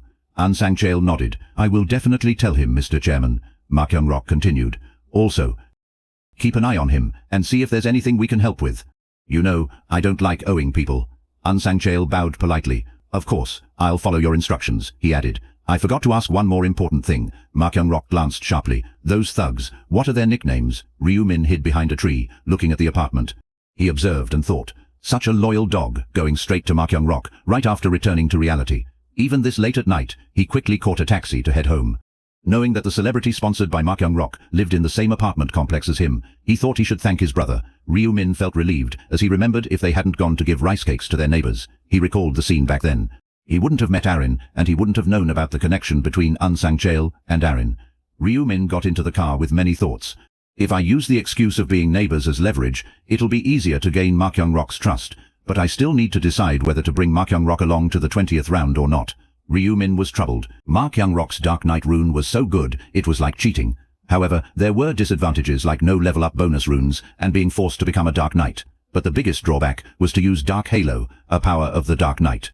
He needed to accumulate a special type of mana called Dark Mana, which couldn't be obtained through normal means. Ryu Min realized the danger of the situation. In a way, this skill suited someone with twisted tastes like Ma Kyung-rok. Thinking about it made him feel powerless inside. Teaming up with someone like that is dangerous. Sitting in the taxi, he analyzed the situation, deciding to temporarily consider him as a candidate he could use in any way needed. Ryu Min suddenly remembered a girl. Besides him, so many talented people were around. He made up his mind. As soon as the sun rises, he should get to work immediately. The next morning at the convenience store, Sang-guk stood at the counter complaining. What should I do now? He groaned in frustration. At this rate, the revenue will be cut in half. Right then, Min-juri popped her head in with a smile. Dad. Sang-ok tried to force a smile, and answered, Hello dear. Min-juri asked him, Why are you sighing so much, Dad? He sighed and explained, Well, the lottery tickets have been completely stopped. Min-juri was shocked. Why so suddenly? He replied. The government found some catchy excuse, but they say it's because of the players, he continued. They don't know what skills the players will use. Upon hearing this, Min-juri started to understand a bit. Sang-ok spoke despairingly. With the rent and labor costs, things are tough now. What should I do, dear? Min-juri reassured him. Don't worry, Dad. She smiled and encouraged him. I'm about to graduate, and I'll be there to help you from now on. Remembering something, she added, Wait. What if I find a part-time job to increase our family income? He shook his head and said, Min-juri, leave the money to me. Focus on your studies. Sang-guk asked. Your grades are great. Aren't you planning to go to college? Your dream is to become a doctor. Min-juri responded. Dad, I've given up on that dream. Given the current situation, school doesn't matter much. Sang-guk bowed his head apologetically. You're right. Right now, money is not what's important. If something bad happens, you could lose your life in the next round. He covered his face anxiously. Lately, all I've been doing is worrying. I'm sorry, Min-juri. Min-juri called softly. Dad. She held his callous hands to comfort him. There's nothing to apologize for, Dad. It's not your fault. He hesitated, but Min-juri smiled innocently. It's okay, Dad. I promise I survived the second round and even got a new job class. Sang-guk asked. A new job class? She put her hand up and used her magic. Yes, just wait a second, Dad. Suddenly, a cool breeze blew over his head. Sang-guk touched his head, confused. What just happened? Min-juri happily explained. This skill called Blessing is what I got from my support job class. It slightly boosts all stats and is said to increase vitality for normal people. Sang-guk enthusiastically praised, This skill is amazing. I feel full of energy now. Min-juri giggled and replied, I'll use this skill on you often, Dad. She clenched her hands for encouragement. So, cheer up, Dad.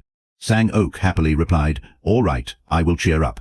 Footsteps sounded from outside. Sang-guk quickly greeted, Welcome. Ryu Min entered, sparking curiosity. Who is that customer? Both of their gazes turned towards Ryu Min as he approached, murmuring softly about who the visitor was. Min-juri leaned close to her father and asked quietly, Do you know him? Her father replied, He's the winner who guessed the same number with 100 tickets. At that moment, Ryu Min approached them. Ryu Min calmly said, Hello, sir. Do you remember me? I bought 100,000 won worth of lottery tickets. The father paused for a moment and then slowly replied, I still remember, but why are you here? Ryu Min bowed with a very sincere attitude and said first, I want to apologize. Seeing this, the father waved his hand with a puzzled look. Why are you apologizing out of the blue? Ryu Min softly explained. I saw the news. Because I kept winning first place, the shop had to stop selling lottery tickets. He apologized for accidentally causing harm to the shop. Hearing this, Min-juri quietly looked at him, silently observing. The father chuckled and waved his hand dismissively, saying, "Don't worry, it's not your fault. Not selling lottery tickets anymore won't make me starve." Ryu Min still kept a serious face. "Even so, I feel bad for affecting you, and that's why." Then he handed over an envelope with sincerity. "I want to offer compensation, even though this amount isn't huge." The father asked suspiciously, "What's this?" Ryu Min calmly replied, "It's 10 million won." Both of them opened their eyes wide, faces full of surprise at that amount. The father quickly declined. "You don't have to do this. Take it back." Ryu Min softly asked him to accept. "Please take it, sir. I really have caused trouble." After saying this, Ryu Min walked away. "I'm off now." The father watched his back and called after him, "Hey, you there." Then the father helplessly rubbed his forehead, looking at the money in front of him. "How can I accept such a large amount?" Minjuri spoke up and took the envelope. "Let me run after him and return it." The father nodded in agreement. "Return it to him." Minjuri promptly ran after him in the direction he left. She called out loudly to Ryu Min, who was ahead. "Wait a moment." Hearing this, he stopped and turned his head toward the voice. Minjuri looked up at him and asked, "Ryu Min, is that you?" He asked back, "And you are?" She smiled and introduced herself. "Don't you know me? I'm Minjuri. We're in the same class." Ryu Min looked puzzled. "Same class?" Minjuri hesitantly said. "Don't tell me you don't know we're classmates." He smiled and replied, "I'm sorry. I'm not good at remembering faces." But in his heart he thought, "Of course, that's a lie." In Ryu Min's mind appeared the information he knew about her, Minjuri. She's in the same class and is the daughter of the convenience store owner. She also has a special profession, a buffer specializing in boosting support effects for her teammates. He recalled the first time he met Minjuri and learnt she was in his class. He was really surprised. It was like such a destiny existed. The reason he used an excuse to meet Minjuri was to bring her to his side. Breaking from his thoughts, Ryu Min returned to the present. At that moment, Minjuri suggested, "Let's go somewhere to talk." A slight smile crept onto Ryu Min's face, and he nodded in agreement. "Sure." The two walked over and sat on a bench. Minjuri handed the envelope back to him. "Here, take it back." He looked at her with suspicion. "Isn't this the money I just gave?" she explained, trying to persuade him. "We can't accept such a large amount, so take it back." Ryu Min thought silently. Receiving 10 million won would feel burdensome. He knew they wouldn't take it, as she was the type who didn't like living in debt, no matter how tough things were. Minjuri laughed and joked. "Hurry, take it back. My hand hurts." Without hesitation, Ryu Min calmly refused. "No." And hearing that, she was momentarily stunned. He slowly explained, "I told you it's the money I'm giving, because I feel guilty. At least doing this lets me feel at ease." Minjuri instinctively said, "But it's too much money." He firmly stated, "No matter how big it is, I want you to take it. Otherwise I'll feel guilty and keep thinking about it." She gently declined. "Even so, this amount is too much. It's overwhelming." Ryu Min smiled slightly, thinking to himself, "That's why I'm giving it to you." He quietly put on his backpack, preparing to leave. "Tell your father that to me. It's not a lot of money. Just take it easily," she sighed, feeling helpless. "Are you always this stubborn?" After finishing, Ryu Min stood up. "We've talked, right? I'll leave now." Minjuri quickly spoke to hold him back. "Wait." She opened the envelope and gently offered 10 million won is really too much. "I'll just take 1 million. Is that okay?" Ryu Min immediately protested. "Do you have the right to decide? Go ask your father." Minjuri hesitated, "But I'm sure Dad won't be comfortable with this amount." When she spoke, he looked surprised for a moment. "Your dad is the convenience store owner?" She nodded slightly, confirming, "Yes." Ryu Min continued, "I go there a lot. That's interesting." Minjuri followed up saying, "I also think it's interesting that the lottery winner is a classmate." Hearing this, his eyes darkened with thought. "Classmate?" Minjuri pointed to herself, puzzled. "But you really didn't know we were classmates. As soon as you walked into the convenience store, I recognized you." Ryu Min just chuckled lightly. "Sorry, but I'm really not good at remembering faces," he asked. "And this is the first time we've talked like this, right?" She immediately replied to Ryu Min. "Yes." Minjuri bowed her head, a bit disappointed. "So, this is the first time you've heard my name," he answered. "Sorry about that." Seeing her slightly sulking expression, Ryu Min quietly thought to himself, even though he felt a bit guilty, pretending not to know her. Then, he gave a faint smile, knowing he needed to do this to pique her interest in him. She reintroduced herself. "I already told you earlier, my name is Minjuri, and we're in the same class." She raised her voice a bit, sounding a bit displeased. "And this is my face, remember it now?" He stepped closer and calmly replied, making Minjuri's face flush slightly. "I'll remember." She turned her face away, her expression a bit gloomy, thinking, "Why am I even doing this? Introducing myself to a classmate when we're about to graduate." Ryu Min smirked and said, "At least now I know after graduation we won't lose contact, right?" Then Ryu Min made a suggestion, making her a bit embarrassed. By the way, can I have your number? She felt a bit awkward and softly asked back. My number? He maintained his calmness. Why not? There's nothing weird about asking a classmate for their number, right? Minjuri nodded in agreement, then asked him to hand over his phone. She lowered her eyes to the screen and quickly entered her contact number. After entering it, Minjuri handed the phone back to Ryu Min. Here, he suggested meeting like this. This must be fate. So, let's keep in touch from now on. Minjuri paused, looking surprised, and stammered. Okay. After that, Ryu Min turned around and walked away. Well, then I'll be going. I have something urgent to do. She watched his back, her face still blushing. Then suddenly remembering the envelope in her hand, she immediately called out, Wait, the envelope. But he just waved, signaling a refusal. Minjuri mumbled to herself, I still haven't returned it to him. Then she thought to herself, her face turning even redder. It's strange that he asked for my phone number. Oh no, my heart is beating too fast. She lowered her eyes, lost in thought. Even though I know he just sees me as a friend, I like Ryu Min. We accidentally met first. Minjuri recalled their first encounter, when he was surrounded and attacked by a group. You jerk. I told you to bring the money. You think we're joking? At that time she stood aside and immediately called the police. Police? Did I feel sorry for him? Or because I was the one who called the police that I felt responsible? I followed him to ensure he got home safely. But seeing Ryu Min work part-time like nothing had happened, I realized then that he was much stronger than he appeared. She remembered the time she quietly watched Ryu Min as he carried stuff. Starting from then, she became interested in him. Minjuri secretly kept her eyes on Ryu Min, but I didn't have the courage to talk to him. She lost herself in thoughts. Then my feelings for him grew a lot. I didn't even dare to approach him more. Minjuri closed her eyes, her expression becoming calm. No one would think we'd meet like this here. Now I'm brave. This is a chance from the heavens. She looked down at the envelope in her hand. Considering I can't pretend I don't know him after receiving 10 million won, an unexpected idea popped into Minjuri's head. Should I ask him out for a meal? Right now, Ryu Min is sitting on his bed, intently looking at the screen. Minjuri messaged him first, asking if he'd eaten yet, and suggesting they meet in Area 1 for lunch, so she could talk to him. She offered to treat, but Ryu Min quickly replied, offering to pay instead. Minjuri opposed, saying it felt wrong to freeload like that, and asked what he wanted to eat. Ryu Min thought this invitation was a good sign. It seems she feels indebted to him. He thought to himself that if he becomes friends with her naturally, it would be easier to make her an ally. After thinking for a moment, he got up from his bed. He's determined to help Minjuri reach level 20. As Ryu Min prepared to leave, Ryu 1 watched him. Curiously, Ryu 1 asked, Where are you going? Ryu Min softly replied, Meeting a friend. Ryu 1 teased, A friend, huh? Not a girlfriend? Ryu Min casually responded, What? Can't I go see some girls? Ryu Min opened the door, reminding Ryu 1 before leaving, I'll eat out, don't skip your meal. Okay. Ryu 1 replied, Got it. Ryu 1 silently watched him leave. Deep in thought, a thought struck him, making him uneasy. No way. Is he going on a date? The scene quickly shifted to a restaurant, and someone asked, Do you like steak? Minjuri sat across from Ryu Min, her cheeks blushing slightly. What? She heard him ask again. Do you like steak? After understanding the question, she answered, Yes, I really like it. He smiled slightly and said, Then eat a lot. Minjuri quietly observed Ryu Min, thinking to herself, I can't believe I'm having a meal alone with Ryu Min. It's my lucky day. The two fell into silence with only gentle music filling the restaurant. She glanced around thinking, It's getting awkward. I need to say something. Come on, be brave. Then Minjuri spoke up, her voice a bit uneasy.